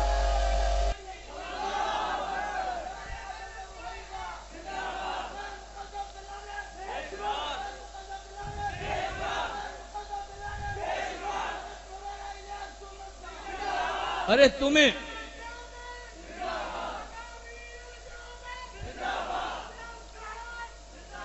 میں تمہیں کہتا ہوں جو امام ابو حنیفہ پہ بھونکے اس پر لعنت، جو امام صاحب کو گالیاں جو اس پہ لعنت، جو پیغمبر کے صحابہ کو بھونکے اس پر لعنت، ابو حنیفہ کو گالیاں جو اس پہ لعنت۔ میں نے کہا تم گالیاں دیتے جاؤ، میں تم پہ لعنتوں کی گردار نہ بچا دوں تو میں دیوبندیت کا نوکر نہیں ہوں۔ تم امام صاحب پہ جملوں کسو تو صحیح، تمہارے اسی علاقے میں امام اعظم کون ہے اس عنوان سے کانفرنس منعقد ہو رہی ہے۔ میں کہتا ہوں تم امام پہ تبرہ کرنا، تم امام کو گالیاں دینا، تم امام صاحب پہ جملے کسنا، میں تیری زبان نہ کھینچ لوں، میرا نام دیوبندی نہیں ہے۔ تم غیرت تو کرو، تم جرات تو کرو، میرے امام کو تو بھونکو تجھے معاف کر دیا جائے، ایسا ہر کس نہیں ہوگا۔ میں اس لیے کہتا ہوں جو علاج ان کا تھا وہی علاج تمہارا ہے۔ تم اپنے انجام بد سے پہلے باز آ جاؤ ورنہ تمہارا حشر کتے سے بدتر کر دیا جائے گا۔ اپنا عقیدہ پھیلاؤ مگر میرے امام پہ تبصرہ نہ کرنا، میرے امام پہ بحث نہ کرنا۔ امام ابو حنیفہ کے شاگردوں سے روایت امام بخاری رہتے ہیں، تجھے ذرا امام بخاری پہ کرنا چاہیے۔ میں بڑی وضاحت کے ساتھ کہتا ہوں امام بخاری نے سب سے پہلے امام بخاری نے جب پڑھنا شروع کیے تو سب سے پہلے امام بخاری نے پڑھے حضرت وکی سے جو حنفی المسلک امام حنیفہ کا شاگرد تھا سب سے پہلے پڑھے، عبداللہ بن مبارک سے امام ابو حنیفہ کا شاگرد تھا، اس نے کتاب پڑھی ہے ابو حفص کبیر سے کہ جو حنفی المسلک اور عقیدۃ الحنفی تھا، یہی امام بخاری جب پڑھنے کے لیے مکہ میں گیا ہے پڑھے ابو عبد الرحمن المقری سے جو امام ابو حنیفہ کا شاگرد تھا، جب یہ پڑھنے کے لیے بصرہ میں گیا ہے مکی بن ابراہیم سے پڑھے ابو حنیفہ کا شاگرد تھا، یہ پڑھنے کے لیے محمد بن عبداللہ انصاری کے پاس گئے جو ابو حنیفہ کا شاگرد تھا، یہ پڑھنے کے لیے کوفہ میں ابو نعیم کے پاس گیا ہے، ابو حنیفہ کا شاگرد تھا، یہ پڑھنے کے لیے بغداد میں گیا ہے حضرت امام احمد بن حنبل سے جو شاگرد ابو یوسف کا، ابو یوسف شاگرد امام ابو حنیفہ کا تھا۔ میں اس لیے کہتا ہوں اس بخاری کو دینے والے بھی حنفی المسلک ہیں، اس بخاری کو نقل کرنے والے بھی امام ابو حنیفہ کے شاگرد ہیں، تو بخاری کو بیان بھی کریں تو حنفی، بخاری کو دنیا میں پھیلائیں تو تب بھی حنفی ہے۔ پھر امام ابو حنیفہ پہ زبان درازی کرنے سے پہلے تجھے امام بخاری کے بارے میں نظریہ قائم کر لینا چاہیے، محدثین کے بارے میں تمہیں اپنا ذہن بنا لینا چاہیے، تم اپنا عقیدہ بیان کرو مگر کھل کے بیان کرو۔ اگر امام صاحب پہ تبرہ کیا تمہاری زبان کو لگام، بلند آواز سے کو زبان، میں کہتا ہوں تمہیں بھول ہے، تمہاری زبان کو میں رب نے چاہا تو لگام دی جائے گی، تم کرو اپنا عقیدہ بیان، تم کرو اپنا مسلک بیان۔ میں نے آج کی نشست میں قصداً زبان نرم استعمال کی ہے، آئندہ مجلس میں میرا اور تمہارا وعدہ رہا اگر اس علاقے کا غیر مقلد باس نہ آیا نا، میرے رب نے چاہا پھر میں غیر مقلدین کے مسئلے، غیر مقلدین کی کتب، ان کی کتابوں کی حوالہ جات اللہ نے چاہا تو میں بڑی جرأت کے ساتھ بیان کروں گا، پھر میں تمہارے کریکٹر اور کردار کو بھی زیر باس لاؤں گا، پھر میں تمہارا جو نام اہل حدیث الاٹ کیا گیا وہ بھی زیر باس لاؤں گا۔ میں اس لیے کہتا ہوں ایک بات آج کی مجلس میں تم یاد کر لو، آئندہ تم نے ان کو اہل حدیث نہیں کہنا، ایک لفظ اور یاد کر لو، میں کہتا ہوں غیر مقلد بھی کہنا چھوڑ دو، جب تمہارے سامنے کوئی غیر مقلد آئے تم نے 3 لفظ کہنے ہیں، الاٹیا، پلاٹیا، طلاقیہ۔ ہنسنا نہیں ہے، کیا لفظ ہوگے؟ الاٹیا، بلند آواز سے الاٹیا، پلاٹیا اور طلاقیہ۔ الاٹیہ ان کو کہو، پلاٹیہ انہیں کہو، طلاقیہ انہیں کہو۔ میں کہتا ہوں میں اس پہ دلائل دوں گا کہ تم الاٹیہ کیوں ہو، میرے پاس دلائل موجود ہیں۔ کیا تمہارے محمد حسین بٹالوی نے الاقتصاد فی مسئلہ، الاقتصاد فی مسائل الجہاد لکھ کے جہاد کی منسوخیت کا فتویٰ نہیں دیا تھا؟ پھر انگریز سے بھیک مانگ کے تم نے اپنا نام اہل حدیث الاٹ نہیں کروایا تھا، تم نے نام انگریز سے الاٹ کرایا، اس لیے میں تمہیں الاٹیہ کہتا ہوں۔ الحیات بعد الممات میں کیا تذکرہ موجود نہیں ہے؟ تمہارے امام شیخ الکل فی الکل نذیر حسین دہلوی کا کہتے ہیں ایک عورت میم تھی، وہ زخمی ہوئی، اس کو مل گئی، اس نے اس میم کو اپنے گھر میں رکھا، 4 ماہ تک علاج کرایا۔ ہمارا تبلیغی جماعت کا 4 ماہ میں جائے تیرے پیٹ میں مرور اٹھتا ہے، اور جو تو نے میم کو 4 ماہ گھر رکھا تو ہم اس کو درست کو بیان نہیں کریں گے؟ میں کہتا ہوں اگر ہمارے 4 مہینے تجھے چبھتے ہیں نا تو تیرے 4 مہینے بھی زیر باس آئیں گے۔ اس میم کا تو علاج کیسے کراتا رہا؟ میں کہتا ہوں میم کو گھر میں رکھا، علاج کرایا، اور یہ شیخ الکل کہتے ہیں شکر ہے کہ باغیوں سے تم بچ گئی، شکر ہے فسادیوں تم بچ گئی۔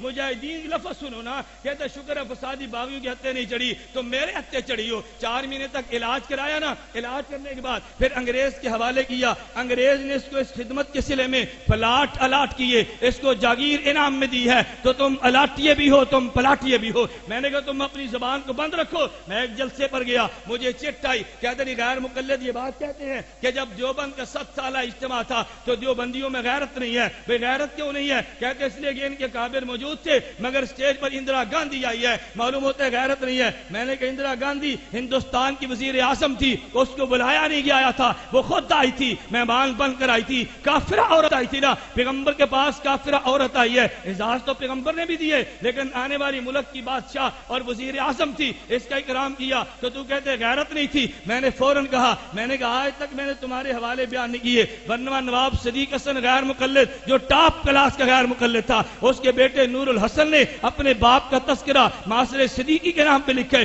اس میں تحریر یہ کرتے، کہتے میرے باپ کا نام نواب صدیق حسن تھا۔ میں کہتا ہوں نواب نہیں تھا، صدیق تھا، صدیق حسن اس کا نام تھا، نواب نہیں تھا۔ اس کا نکاح ملکہ بھوپال سے بنا تو نواب بنا ہے، نوابنی کے ذریعے نواب بنانا، اسے عروج بالفروج کہتے ہیں۔ کہتے ہیں نواب صدیق نواب بنے، میں بات کہنے جو تو توجہ رکھنا، جس کو تم نے نواب کا، یہ پیدائشی نواب نہیں تھا، ملکہ بھوپال کے صدقے یہ نواب ملے۔ آگے تم بات سنو، نواب صدیق کا بیٹا کہتے کہتے ایک بات پہ انگریز میرے باپ سے نالا ہو گیا تو میری ماں انگریز گورنر کے محل میں گئی اور 1 ماہ تک محل میں رہ کے اس کو مناتی رہی. اگر اندرا گاندھی ہمارے اسٹیج پر آئے تو کہتے دیوبندیوں میں غیرت نہیں تھی, اور اگر تیرے مسلکی بزرگ کی بیوی 1 ماہ انگریز کے محل میں رہ کر مناتی چلے جائے تم میں غیرت اور حیا ہے. میں نے ایک حوالہ پیش کیے, اگر تم نے زبان درازی بند نہ کی نا میں سے حوالہ جات کی لائن لگا دوں گا. آپ یقین کیجئے اور تم میرے حوالہ جات کو چیلنج بھی نہیں کر سکو گے. میں اس لیے کہتا ہوں تم الاٹیے بھی ہو, تم پلاٹیے بھی ہو اور تم طلاقیے بھی ہو. تمہارے مسلک کی بنیاد صرف طلاق ہے. تم نے حرام کو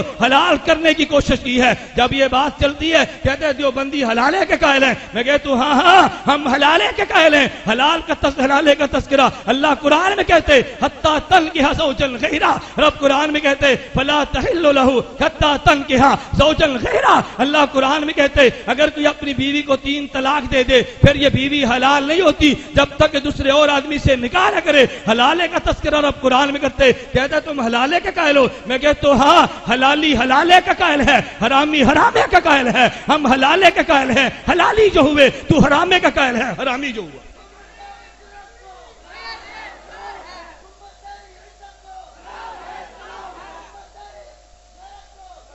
میرے دوستو بلند آواز سے کو حلالی حلالے کا قائل, حلالی بولیے حلالی اور حرامی. ہاں میں کہتا ہوں حلالی حلالے کا قائل ہے, حرامی حرامے کا قائل ہے.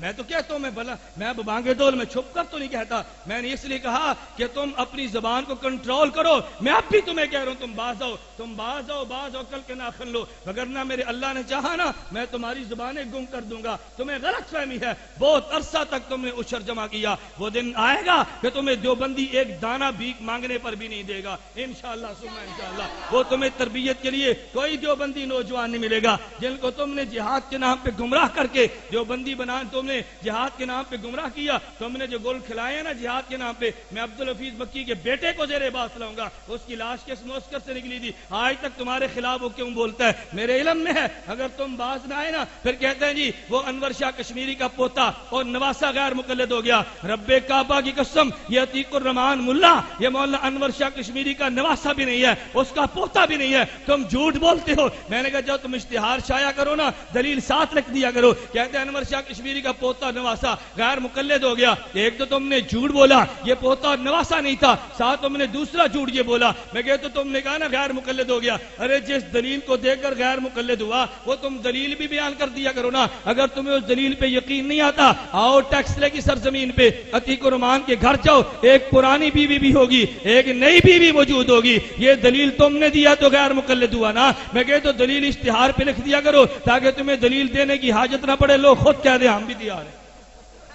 نہیں سمجھے اور نہیں سمجھے دلیل اشتہار پہ دے دو نا. کہتے ہیں یہ عتیق الرحمان غیر مقلد ہو گیا ساتھ کہہ دو اس دلیل سے غیر مقلد ہوا. ارے حسن دلیل کو کون نہیں مانتا. دلیل خوبصورت ہو گئی تو پتہ نہیں کئی لوگ تمہارے دعوے کو مان لیں گے. تم نے حرام کا دروازہ کھول کے جو لوگوں کو غیر مقلد کرنا شروع کر دیے. یہ دلیل ساتھ دے دیا کرو تاکہ لوگوں کو پوچھنا نہ پڑے کہ غیر مقلد کیوں ہوا. تو دلیل دینی چاہیے نا. ایک جو یہاں پر آ رہا ہے نا عقل کا اندھا کہتے نہیں فلاں آدمی تھا پھر وہ بھی غیر مقلد ہو گیا. میں نے کہا اس سے پوچھو نا غیر مقلد کیوں ہوا. یا مجھ سے قاری عدنان صاحب فرما رہے تھے کہ جی وہ ایک پٹھان ہے جو غیر مقلد ہوا تو اس کا آپ جواب دو. میں نے کہا مجھے جواب دینے کی حاجت نہیں ہے. اس کی سیڑھیاں جمع کر لو. پہلی مرتبہ غیر مقلد ہوا اکابر علماء دیوبند کو مشرک آگے ہوا. پھر جب دیوبندی ہوا تو پھر ان کو مشرک آگے ہوا. جب دوبارہ غیر مقلد ہوا وہ سیڑھی بڑی دیکھنے والی ہے. اس کا منہ کہتا ہے اس کے منہ کا تم اتار اور چڑھاؤ تو دیکھو نا. وہ سوال اور جواب تو دیکھو نا. کس قدر ذلت رب نے دکھائی ہے. اللہ گواہ انسان تصور بھی نہیں کر سکتا. غیر مقلد ہوا نا لوگ کہتے ہیں دلائل دے کر غیر مقلد ہوا. اب سٹیج پر بیٹھا پوچھ رہا ہے میں شکریہ ادا کرتا ہوں کن کا جن نے غیر مقلد کیا. کہتا ہے میں شکریہ ادا کرتا ہوں قاری صاحب کا. وہ کیا نام ہے قاری صاحب کا یہ میں اس کی زبان بتا رہا ہوں. سٹیج پہ بیٹھا ہوا جس نے اہل حدیث کی اس کا نام بھی معلوم نہیں ہے. اگر دلیل دی ہوتی تو نام معلوم ہوتا نا. لیکن کیش دینے والے کے نام کا تو علم کبھی نہیں بھی آدمی کو ہوتا نا. اب کیش دینے والے کو یاد کون رکھے. کہتا ہے وہ جو قاری صاحب تھے نا وہ کیا نام ہے ان کا اب پھر نام پوچھا، پھر نام پوچھا، پھر ساتھ ایک بیٹھا ہوا تھا عثمانی، صفدر عثمانی، اس نے سوال بڑا عجیب کیا، کہتا ہے مولانا کوہاٹی صاحب تم تو عقیدہ حیات النبی پہ دستخط کر چکے ہو اور ہمارے اہل حدیث اکابرین کا عقیدہ حیات النبی تو نہیں ہے۔ میرے دوستوں میں معذرت کے ساتھ کہتا ہوں، مجھے قاری عدنان صاحب نے حکم فرمایا تھا آج اس مسئلے کو نہیں چھیڑنا، میں آج اس مسئلے کو نہیں چھیڑتا، میں بڑی احتیاط کر رہا ہوں، میں ان کی زبان نقل کر رہا ہوں کہ وہ غیر مقلد صفدر عثمانی کہتا ہے اہل حدیثوں کا عقیدہ یہ ہے پیغمبر قبر میں زندہ، بولیے نا، پیغمبر قبر میں۔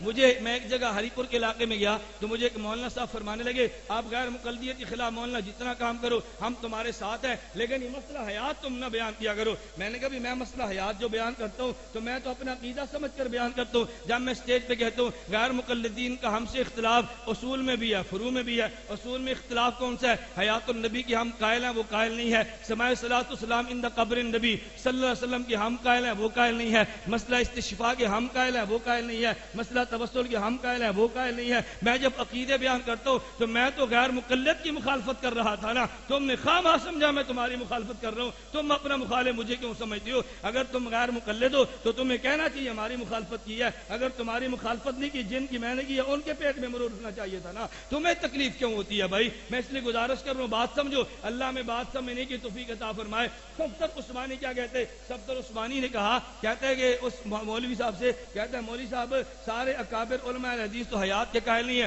تم نے تو دستخط کیے تھے میں عقیدہ حیات النبی کا قائل ہوں۔ کہتا نہیں وہ حیات اس معنی میں نا کہ حضور برزخ میں ہوتے ہیں، کہتا ہے حیات اس معنی میں نا، کیا بات ہے۔ اب فوراً اپنے مال کو بچانے کے لیے تعویل کر گیا۔ میں کہتا ہوں جب عقیدہ ہے تو کھل کے بیان کرو، پھر ڈرنے جھجکنے کی کیا بات ہے؟ اللہ ہم سب کو بات سمجھنے کی توفیق عطا فرمائے۔ تو میں نے امام صاحب کے مناقب پہ قرآن کی آیت پڑھی ہے، امام صاحب کے مناقب پہ 3 حدیث مبارکہ پڑھی ہیں، امام صاحب مناقب کے میں نے ائمہ کے اقوال پیش کیے ہیں، اور جو امام صاحب پہ تبرہ کرتے اس پہ فتویٰ غیر مقلدین کی کتاب سے پیش کیا۔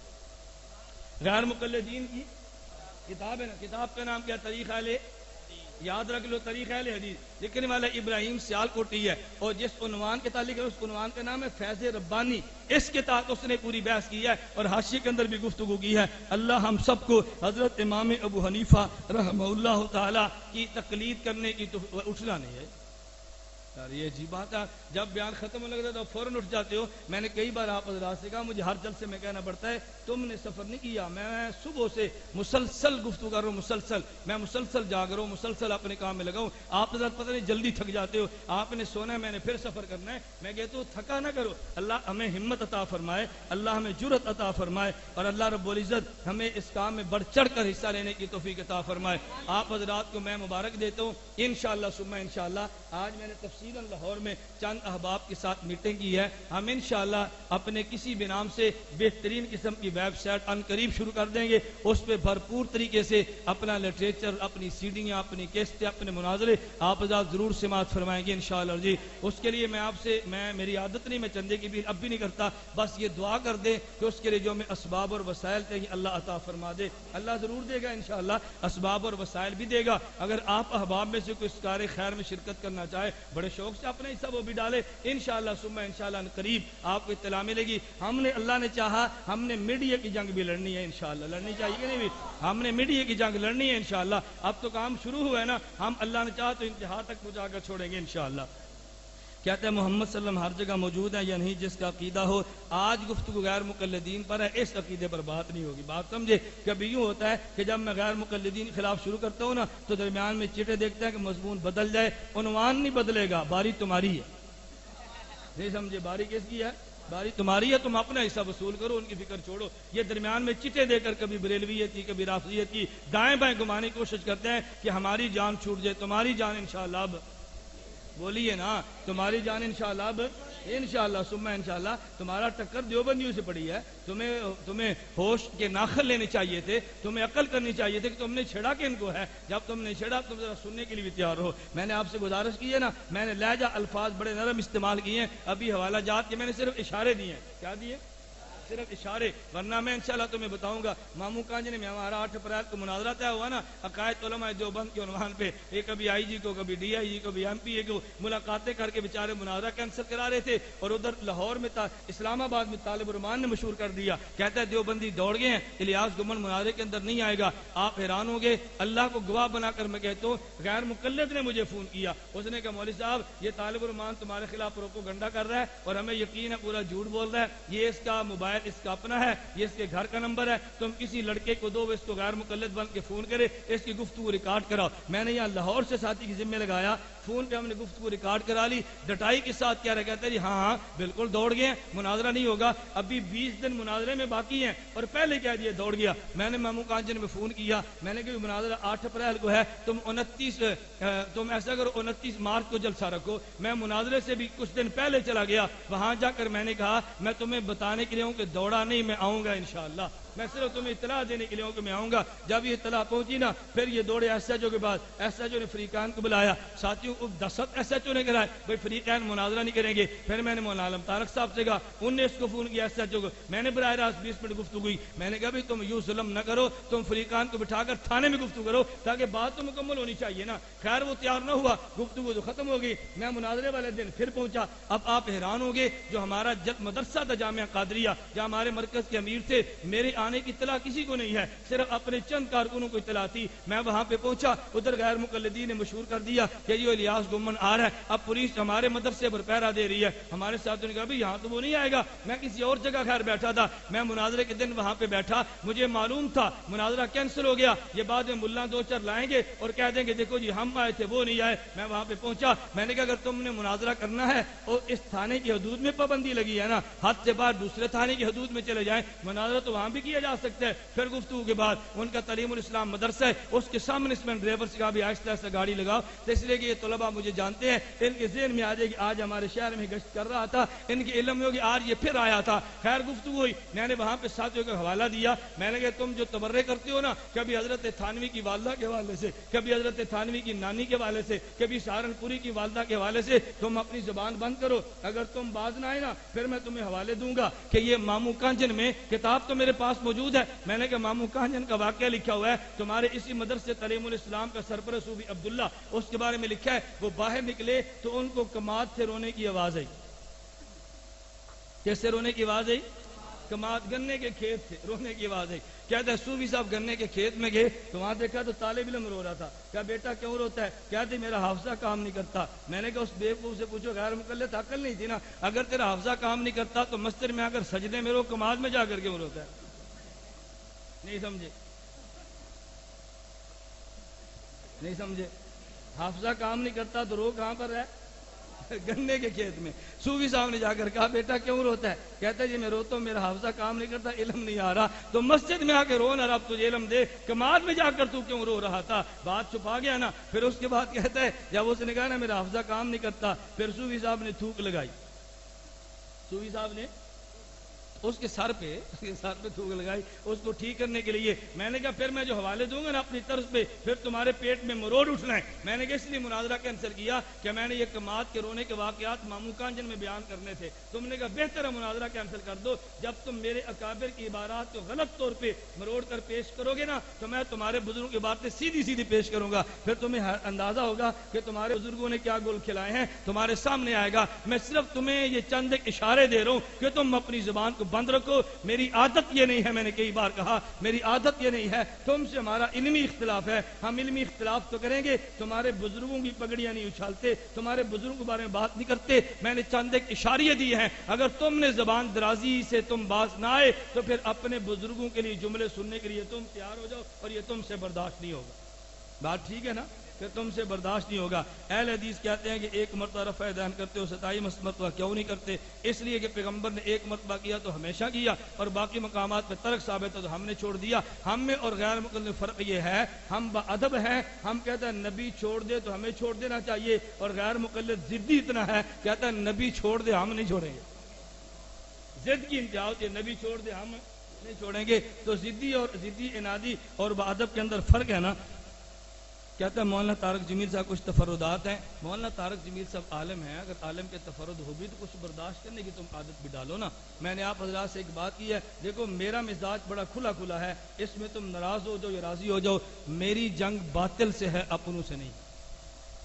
بات سمجھئے, آئندہ بھی ذہن میں رکھنا, ہماری جنگ باطل سے ہے, اپنوں سے بالکل نہیں ہے.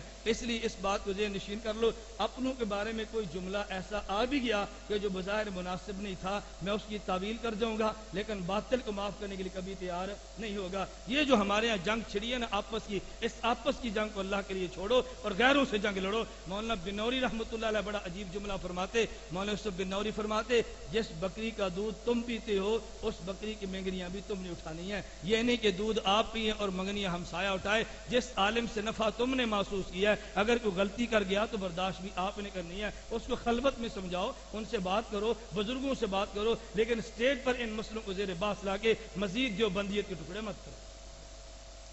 میں اپنا ذوق عرض کر رہا ہوں بھائی, آپ کو اختلاف بھی ہو سکتا ہے, اتفاق بھی ہو سکتا ہے, مجھے اس سے کوئی غرض نہیں ہے. میں نے اپنا ذوق عرض کیا ہے. من عادت حب الدیار لاہلیہ وللناس فیما یعشقون مذاہب. ہر آدمی کا اپنا ذوق ہے. تو کیا امام صاحب نے صحابہ سے بھی زیادہ کام کیا, جبکہ ان کے لیے جمع کا صیغہ حقیقتاً لایا گیا, جبکہ ان کے لیے مجازاً بطور نقطہ کے لایا گیا. میں عرض کرتا ہوں, حضرت امام ابو حنیفہ رحمہ اللہ تعالیٰ, کبھی اللہ ایک فرد سے وہ کام لیتا ہے جو اللہ پوری جماعت سے کام نہیں لیتا. صحابہ کرام نے کام کیا تو اور تھا, امام ابو حنیفہ نے کام کیا تو اور تھا. اگر کوئی تم سے آدمی پوچھے کہ جس قدر حدیثیں صحیح بخاری میں حضرت امام بخاری نے جمع کی ہیں, کیا کسی صحابی نے اتنی حدیثیں اکٹھی جمع کر کے دی ہیں, آپ کہو گے جی نہیں. اگر کوئی تم سے پوچھے بھئی سعودیہ کے شاہ فہد نے جس قدر لاکھوں میں قرآن کے نسخے تقسیم کیے ہیں, کیا کسی صحابی نے چھپا کر کے بھی تقسیم کیے ہیں؟ یہ بڑی عجیب سی بحث ہوگی نا. یہ بحث ہماری سمجھ سے بالا ہے. ایک کام صحابہ کا تھا جو انہوں نے کیا, امام ابو حنیفہ تصور بھی نہیں کر سکتے. جب دنیا میں پیغمبر کو ٹھکانے ڈالنے والا کوئی نہیں تھا,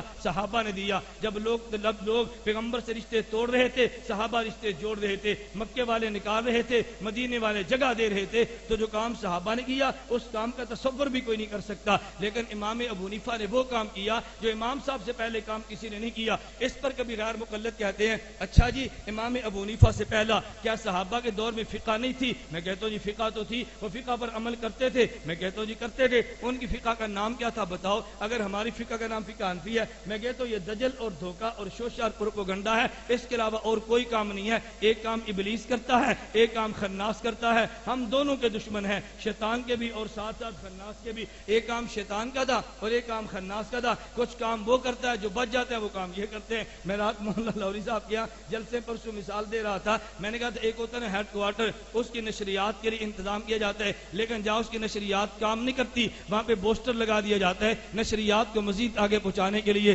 تو غیر مقلدین کا ایک کام ہے. ابلیس ایک ہیڈ کوارٹر کا نام ہے جو سمندر کی سطح پہ تخت بٹا کر بیٹھا ہوا ہے. اس کی نشریات کہاں تک جاتی ہیں؟ جہاں تک مسجد کی زبان سے اللہ اکبر نہیں ہوتا. جہاں مسجد سے اللہ اکبر کی آواز آتی ہے تو ہیڈ کوارٹر کام چھوڑ دیتا ہے, وہاں پر پوسٹر غیر مقلدین کی شکل میں اپنا کام شروع کرتا ہے. تو ایک کام ہیڈ کوارٹر نے کیا, جہاں اس کی نشریات کے لیے جامر لگ گیا, وہاں پہ آگے پوسٹر نے کام شروع کیا. اللہ نے توفیق عطا فرمائی, ہم ہیڈ کوارٹر کو بھی توڑیں گے اور پوسٹر کو بھی توڑیں گے. اس کی نشریات بھی جام کریں گے, تمہاری نشریات بھی جام کریں گے. اس لیے میں طلباء سے کہتا ہوں کہ چھٹیوں میں کچھ ارادہ کرو 40 دن کا, کچھ ارادہ کرو ہمارے دورہ تفسیر کا, فراغت کے بعد کچھ ارادہ کرو 1 سال تبلیغی جماعت کا, کچھ ارادہ کرو 1 سال کے مناظرہ پڑھنے کا. فائدہ کیا ہوگا؟ بزرگ کہتے ہیں جماعت میں جانے کا ارادہ کرو گے شیطان کی کمر ٹوٹ جائے گی. میں کہتا ہوں ہمارے مناظرے کا ارادہ کرو گے خناس کی کمر ٹوٹ جائے گی. شیطان کی کمر بھی توڑنی ہے, خناس کی کمر بھی توڑنی ہے. اس لیے کچھ وہ کام کرو تاکہ شیطان کی کمر ٹوٹے, اور کچھ یہ کام کرو تاکہ خناس کی کمر بھی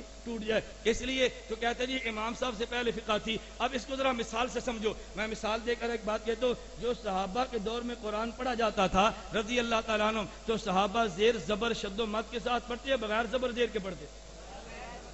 سبحان اللہ. اور جب صحابہ الحمد پڑھتے تو الف پر زبر نہیں پڑھتے تھے, لام پر جزم نہیں پڑھتے تھے, ہاں پر زبر نہیں پڑھتے تھے. تو جو صحابہ قرآن پڑھتے تو زیر زبریں بھی پڑھتے تھے نا. اب اگر کوئی آدمی پوچھے بھئی زیر زبریں کس نے لکھی ہیں تو جواب کیا دو گے؟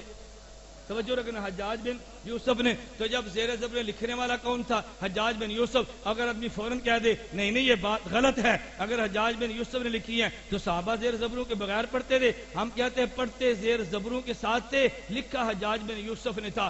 صحابہ فقہ پہ عمل کرتے تھے مگر تدوین امام ابو حنیفہ نے کی تھی، تو لکھا عمل وہ بھی کرتے تھے، لکھنے والا یہ تھا۔ صحابہ حدیث پہ عمل کرتے تھے مگر لکھا امام بخاری اور مسلم نے ہے۔ صحابہ زیر زبر سے قرآن پڑھتے تھے مگر لکھا زیر زبریں لگائیں حجاج بن یوسف نے ہے۔ مسائل فقہ پہ عمل صحابہ بھی کرتے تھے مگر لکھ کر امام ابو حنیفہ نے دیا۔ یہ سیرہ امام ابو حنیفہ کے سر پہ ہے، اللہ ہم اس سیرے کو قبول کرنے کی توفیق عطا فرمائے۔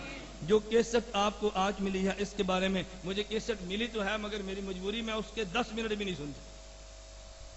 میں نے عرض کیا نا کہ میری مصروف اتنی ٹف ہوتی ہے، یقین کرے میں زبان سے نہیں بیان کر سکتا کہ میں کیسٹ مجھے آئی تھی 1 گھنٹہ کسی غیر مقلد کو اس کا جواب دینے لگی رہی، مگر میں اس کو 10 منٹ بھی نہیں سن سکا۔ میں نے کہا نا میں نے آج تھوڑی سی نرم گفتگو کی ہے، آئندہ جب آؤں گا تو ساری کیسٹیں سن کر آؤں گا انشاءاللہ۔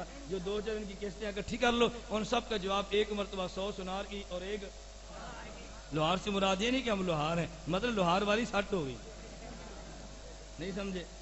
سٹ تو ہوگی جٹ کی مگر ہوگی لوہار والے، نہیں گل سمجھے؟ سٹ کس کی ہوگی؟ جٹ کی، مگر ہوگی کس کی؟ لوہار والے۔ کہتے ہیں ذاکر نائک کے بارے میں کچھ فرمائیں۔ میں نے آپ حضرات سے اب کہہ دیا ہے ذاکر نائک کے بارے میں ہر لاہور کے جلسے میں 2-4 جوابات بتاتے رہتا ہوں۔ اب ذاکر نائک کے بارے میں اس وقت تفصیلی گفتگو کروں گا جب آپ ذاکر نائک پر گفتگو کرنے کے لیے ایوان اقبال، الحمرہ ہال کسی بڑی جگہ کا انتخاب کرو، پھر گفتگو ہوگی انشاءاللہ۔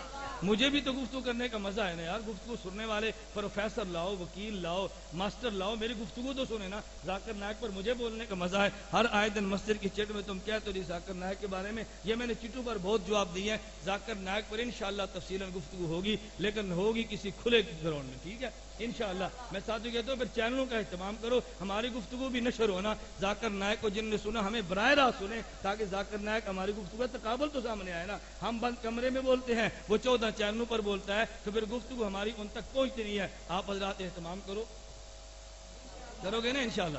انشاءاللہ ہونا ہی ہونا انشاءاللہ۔ امام صاحب نے کتنے صحابہ سے لقاء ثابت ہے؟ حضرت امام حنیفہ کی 6 صحابہ سے شاگردی ثابت ہے، 70 صحابہ کا زمانہ ثابت ہے۔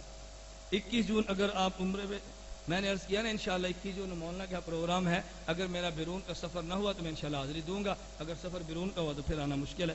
غیر مقلد کہتے ہیں حضرت عمر فاروق رضی اللہ عنہ کا نماز جنازہ مسجد میں پڑھایا گیا، لیکن امام اعظم ابو حنیفہ رحمہ اللہ مسجد میں نماز جنازہ قائل نے اس کی وضاحت فرمائے۔ تم نے امام ابو حنیفہ کا مسلک پڑھا نہیں، بھیجا اعتراض کیا ہے۔ حضرت امام حنیفہ رحمہ اللہ فرماتے ہیں اگر مقتدی مسجد کے اندر ہو اور میت مسجد سے باہر ہو تو بلا کراہت جائز ہے۔ مسجد کے اندر میت بھی ہو اور مسجد کے اندر مقتدی بھی ہو یہ مکروہ ہے۔ اور وجہ کراہت امام صاحب کیا بیان فرماتے ہیں؟ وجہ کراہت یہ ہے، نمبر 1 یہ مسجد نمازوں کے لیے ہے، مسجد جنازے کے لیے نہیں بنائے گی۔ نمبر 2 وجہ یہ ہے کہ ممکن ہے جس میت کو تم مسجد کے اندر لائے ہو اس میں سے کوئی نجاست نکلے اور مسجد ناپاک ہو جائے گی، اس لیے احتیاط کا تقاضا کہ مسجد تم باہر میں لاؤ۔ تو امام صاحب حکم ایک علت پر مبنی ہوتا ہے، اگر وہ علت نہ ہو تو گنجائش ہوتی ہے۔ مثلا اگر جنازہ تو جنازہ گاہ میں پڑھنا چاہیے، لیکن اگر باہر بارش ہو اور گنجائش نہ ہو تو پھر مسجد کے اندر آپ کو گنجائش نکل آئے گی۔ میں اس لیے کہتا ہوں اجتہادی مسئلوں میں اجتہادی حیثیت ہوتی ہے، لیکن ہم اجتہادی مسئلوں کو منصوص کا درجہ دیتے ہیں، پھر ہمیں غلط فہمی ہوتی ہے۔ غیر مقلد کہتے ہیں کہ چاروں اماموں میں سے کسی ایک نے بھی اپنی تقلید کا حکم نہیں دیا، پھر تقلید کیوں کی جاتی ہے؟ یہ بالکل جھوٹ بولتے ہیں، یہ بات ڈکوسلے بازیاں اور خناس اور شیطان کی طرح وصف سے ڈال کے ذہن سازی کرتے ہیں۔ اب اگر کوئی آدمی آپ سے کہے حضور کے بعد سب سے پہلے خلیفہ کا نام کیا تھا؟ بولیے نا کیا نام تھا؟ حضرت ابو بکر صدیق نے فرمایا کہ مجھے خلیفہ مان لو، کہا تھا نا مجھے مان لو، پھر نہیں ماننا چاہیے۔ حضرت ابو بکر صدیق نے نہیں کہا میں خلیفہ ہوں، صحابہ کی اجماع نے کہا تو خلیفہ ہے، تو ثابت ہو گیا۔ جس طرح اجماع امت سے ابو بکر صدیق کی خلافت ثابت ہے، اجماع امت امام صاحب فقہات اجتہاد بھی ثابت ہے۔ حضرت عمر نے کہا کہ بھی مجھے صحابی مان لو، پھر نہیں ماننا چاہیے، پھر نہیں ماننا چاہیے۔ یہ تمہاری مسجد کے امام صاحب نے کبھی کہا مجھے امام مان لو، پھر نہیں ماننا چاہیے۔ ارے اللہ کے بندو، جب لوگ کسی کو امام مان لیں امام بن جاتا ہے، کہنے کی حاجت ہے نہیں ہوتی۔ صحابہ کبھی نہیں کہتے ہمیں صحابی کہا کرو، لیکن چونکہ صحابہ تھے تو ہم نے صحابی مان لیا۔ خلیفۃ الرسول نہیں کہتا مجھے خلیفہ کہو، مگر خلیفہ تھے تو ہم نے مان لیا۔ امام ابو حنیفہ نے نہیں کہا میری تقلید کرو، جب لوگوں نے تقلید کی ہے تو امام صاحب نے انکار تو نہیں کیا۔ اب آپ نے پورا اشتہار دے دیا. مرد اور عورت کی نماز میں فرق ہے یا نہیں؟ اگر ہے تو قرآن و حدیث کی روشنی میں یہ فرق بیان کریں. مرد اور عورت کی نماز میں فرق ہے. اب غلط فہمی لوگوں کو کیا ہوتی ہے، کہتے ہیں صراحتاً حدیث پیش کریں، جبکہ صراحتاً احادیث بھی موجود ہے. نبی کریم صلی اللہ علیہ وسلم سے ثابت ہے، حدیث مبارک میں آتا ہے، حضور اکرم صلی اللہ علیہ وسلم نے فرمایا اذا سجدتما فضما بعض اللحم الى الارض فان المرأة في ذلك ليست كالرجل. جب عورت سجدہ کرے تو اپنے جسم کو زمین کے ساتھ ملا لے، اس لیے کہ مسئلہ صلاۃ میں عورت مرد کی طرح نہیں ہے. تو نبی نے فرق کر دیا نا. فرق کہاں پہ کرنا چاہیے، یہ کہاں کا کی تفصیل مجتہدین بتاتے ہیں، یہ تفصیل اللہ کا پیغمبر نہیں بتا رہا، تو مجتہد کو تفصیل بیان کرنے کا حق حاصل ہے. اچھا آپ یہ بتاؤ، غیر مقلدوں کی مسجدوں میں اذان عورت دے سکتی ہے؟ تکبیر عورت کہہ سکتی ہے؟ جماعت عورت کرا سکتی ہے؟ شلوار ٹخروں سے اوپر عورت کر سکتی ہے؟ ننگے سر نماز پڑھ سکتی ہے؟ امام کے پیچھے کھڑے ہو کے لقمے دے سکتی ہے؟ تو فرق کے قائل ہیں یا نہیں؟ بولتے نہیں، فرق کے قائل ہے نا. فرق کیا ہے؟ وہ آدھا تیتر آدھا بٹیر والی بات ہے. آدھا مانتے ہیں آدھا نہیں مانتے. ہم پورا فرق مانتے ہیں. فرق اتنا ہی ہے، آدھی عقل ہو تو آدمی آدھا مسئلہ مانتا ہے، پوری عقل ہو تو پورا مسئلہ مانتا ہے. فرق وہ بھی مانتے ہیں مگر آدھا مانتے ہیں. کسی ایک امام کے مقلد کا دوسرے امام کی تقلید کرنا جائز ہے یا نہیں؟ اگر نہیں تو ایک امام دوسرے رجوع کیوں کرتے ہیں؟ بھائی یہ بات بہت لمبی ہوگی. میں نے عرض کیا ایسے سوالات کیے جاتے ہیں تربیتی نشستوں میں، جو گھنٹوں پر مشتمل تربیتی نشستیں ہوتی ہیں. ایک امام دوسرے امام کی تقلید نہیں کرتا، اس لیے کہ دونوں مجتہد ہیں، اور مجتہد اپنے اجتہاد کا پابند ہوتا ہے، دوسرے کے اجتہاد پر عمل نہیں کرتا. کبھی اگر ایک مجتہد اپنی رائے چھوڑ کر دوسرے کی رائے پر عمل کرتا ہے، اس کی وجہ عموم بلوا ہے. عموم بلوا مستقل اجتہادی اصول ہے. اجتہادی اصول سے مسئلہ بدلا اور اس کی شریعت کے اندر گنجائش. ہمارے بعض مسلمان بھائی کہتے ہیں کوئی فرق نہیں ہے، ہمارے بعض بدعتی مسلمان بھائی کہتے ہیں فرق نہیں ہے. مرد عورت کی نماز میں فرق ہے، لیکن کون کہتے ہیں فرق نہیں ہے؟ بدعتی کہتے ہیں فرق نہیں ہے. غیر مقلد بدعتی بھی ہے، ملحد بھی ہے. اس لیے ہم وہ کہتے ہیں فرق نہیں تو کوئی فرق نہیں پڑتا. جب ہم کہتے ہیں فرق ہے تو ہمیں فرق ماننا چاہیے. رفع دین کے بغیر نماز نہیں ہوتی، اس بات کو ہمارے مسلمان بھائی یہ بالکل جھوٹ بولتے ہیں. غیر مقلد اگر کہتے ہیں اس کے بغیر نماز نہیں ہوتی تو 2 سال گزر گئے ہیں. سیالکوٹ غیر مقلدین نے مسئلہ لکھ کر دیا تھا، نماز میں رفع الیدین فرض ہے، اس کے بغیر نماز نہیں ہوتی. حدیث متواتر سے ثابت ہے، میں نے لکھوا لیا. اور 20 اگست کو فتح مبین کے نام پر میں نے 2 سالانہ کانفرنسیں تو کر لی ہیں، لیکن ابھی تک غیر مقلد سیالکوٹ اس تحریر پر مناظرہ کرنے کے لیے تیار نہیں آئے. جب ان سے الگ ملو گے کہیں گے اس کے بغیر نماز نہیں ہوتی، کہیں گے لکھ کر دو کہتے ہیں لکھ کر نہیں دینا. غیر مقلد اللہ سے اتنا نہیں ڈرتا جتنا لکھنے سے ڈرتا ہے، اتنا خدا سے ڈرتا جتنا اپنی ریکارڈنگ سے ڈرتا ہے. اس لیے وہ اللہ سے نہ ڈرے گا مگر لکھ کر دینے سے ڈر جائے گا. وہ کبھی بھی نہیں کہے گا کہ رفع دین کے بغیر نماز نہیں ہوتی. اگر تمہارے علاقے میں کوئی جرت مند غیر مقلد ہو اس سے لکھوا لو کہ وہ لکھ دے کہ رفع دین کے بغیر نماز نہیں ہوتی. دعا ہم کسی بھی قسم کا واسطہ نہیں ڈال سکتے سوائے اللہ کی رحمت کے. بالکل جھوٹ بولتے ہیں. صحیح بخاری کے اندر روایت ہے، عمر بن خطاب رضی اللہ عنہ فرماتے ہیں اللہم انا کنا نتوسل الیک بنبیک، اے اللہ پہلے ہم تیرے پیغمبر کا وسیلہ دے کر تجھ سے دعا مانگتے، اب تیرے پیغمبر کے چچا عباس کا وسیلہ دے کر دعا مانگتے ہیں. وسیلے کے ساتھ دعا مانگنا تو امام بخاری کی صحیح بخاری سے ثابت ہے. لیکن غیر مقلد اب بخاری کو نہیں مانگے گا، اب اس کو بخار چڑھے گا. جب مسئلہ اس کے خلاف آئے گا پھر بخاری کو چھوڑ دے گا، لیکن جب مسئلہ اس کے حق میں ہوگا پھر بخاری کو اٹھا کے دوڑتا رہے گا. بٹا سٹا کی شادی کہتے ہیں حرام ہے، غیر مقلد کہتے ہیں بٹا سٹا کی شادی حرام تو نہیں ہے لیکن اس پہ منافع کے بجائے نقصانات غالب ہیں، اس لیے بٹا سٹا کی شادی سے بچنا چاہیے. عموماً اس پہ نقصانات زیادہ ہوتے ہیں. اللہ تعالیٰ مجھے بھی اور آپ کو بھی شریعت کے مطابق عمل کی توفیق عطا فرمائے. حضرت امام ابو حنیفہ رحمہ اللہ کی تقلید پر پختگی کے ساتھ پابند رہنے کی توفیق عطا فرمائے. وآخر دعوانا ان الحمدللہ رب العالمین. پہلے سوئے رہتے ہو بابا. 28 جون روز ہفتہ بعد نماز عشاء جامع مسجد مسلم بن عقیل مقام مجتمع کانفرنس منعقد ہوگی. مولانا الیاس گھمن صاحب خطاب کریں گے. اپنے جلسے کا اعلان بھی میرے ذمہ ہے. بہت اچھا الحمدللہ رب العالمین. میں کہتا ہوں نا دیوبندی خادم ہے، تم نے سچ مجھ مجھے نوکر سمجھ لیا. الحمدللہ رب العالمین والصلاۃ والسلام علی رسولی وعلی آلہ وصحابہ اجمعین. اللہ ہم سب کو علم نافع عمل صالح رزق واسع عطا فرما. اے اللہ بیماروں کو صحت کامل عاجلہ مستمرہ عطا فرما. اے اللہ عقیدے کے بیمار کو بھی صحت عطا فرما دے. اے اللہ عقیدے کے مریض کو بھی شفا عطا فرما دے. اے اللہ ان کو ہدایت عطا فرما. ان کے مقدر میں اگر ہدایت نہیں اللہ اپنے فضل سے ان کو چن چن کے ختم فرما. اے میرے اللہ تو ہم سب سے راضی ہو جا. عافیت کے ساتھ دین کا کام کرنے کی توفیق عطا فرما. اللہ ہماری اس محنت کو قبول فرما. اللہ ظاہری اور باطنی ترقی عطا فرما. اجمعین برحمتک یا ارحم الراحمین.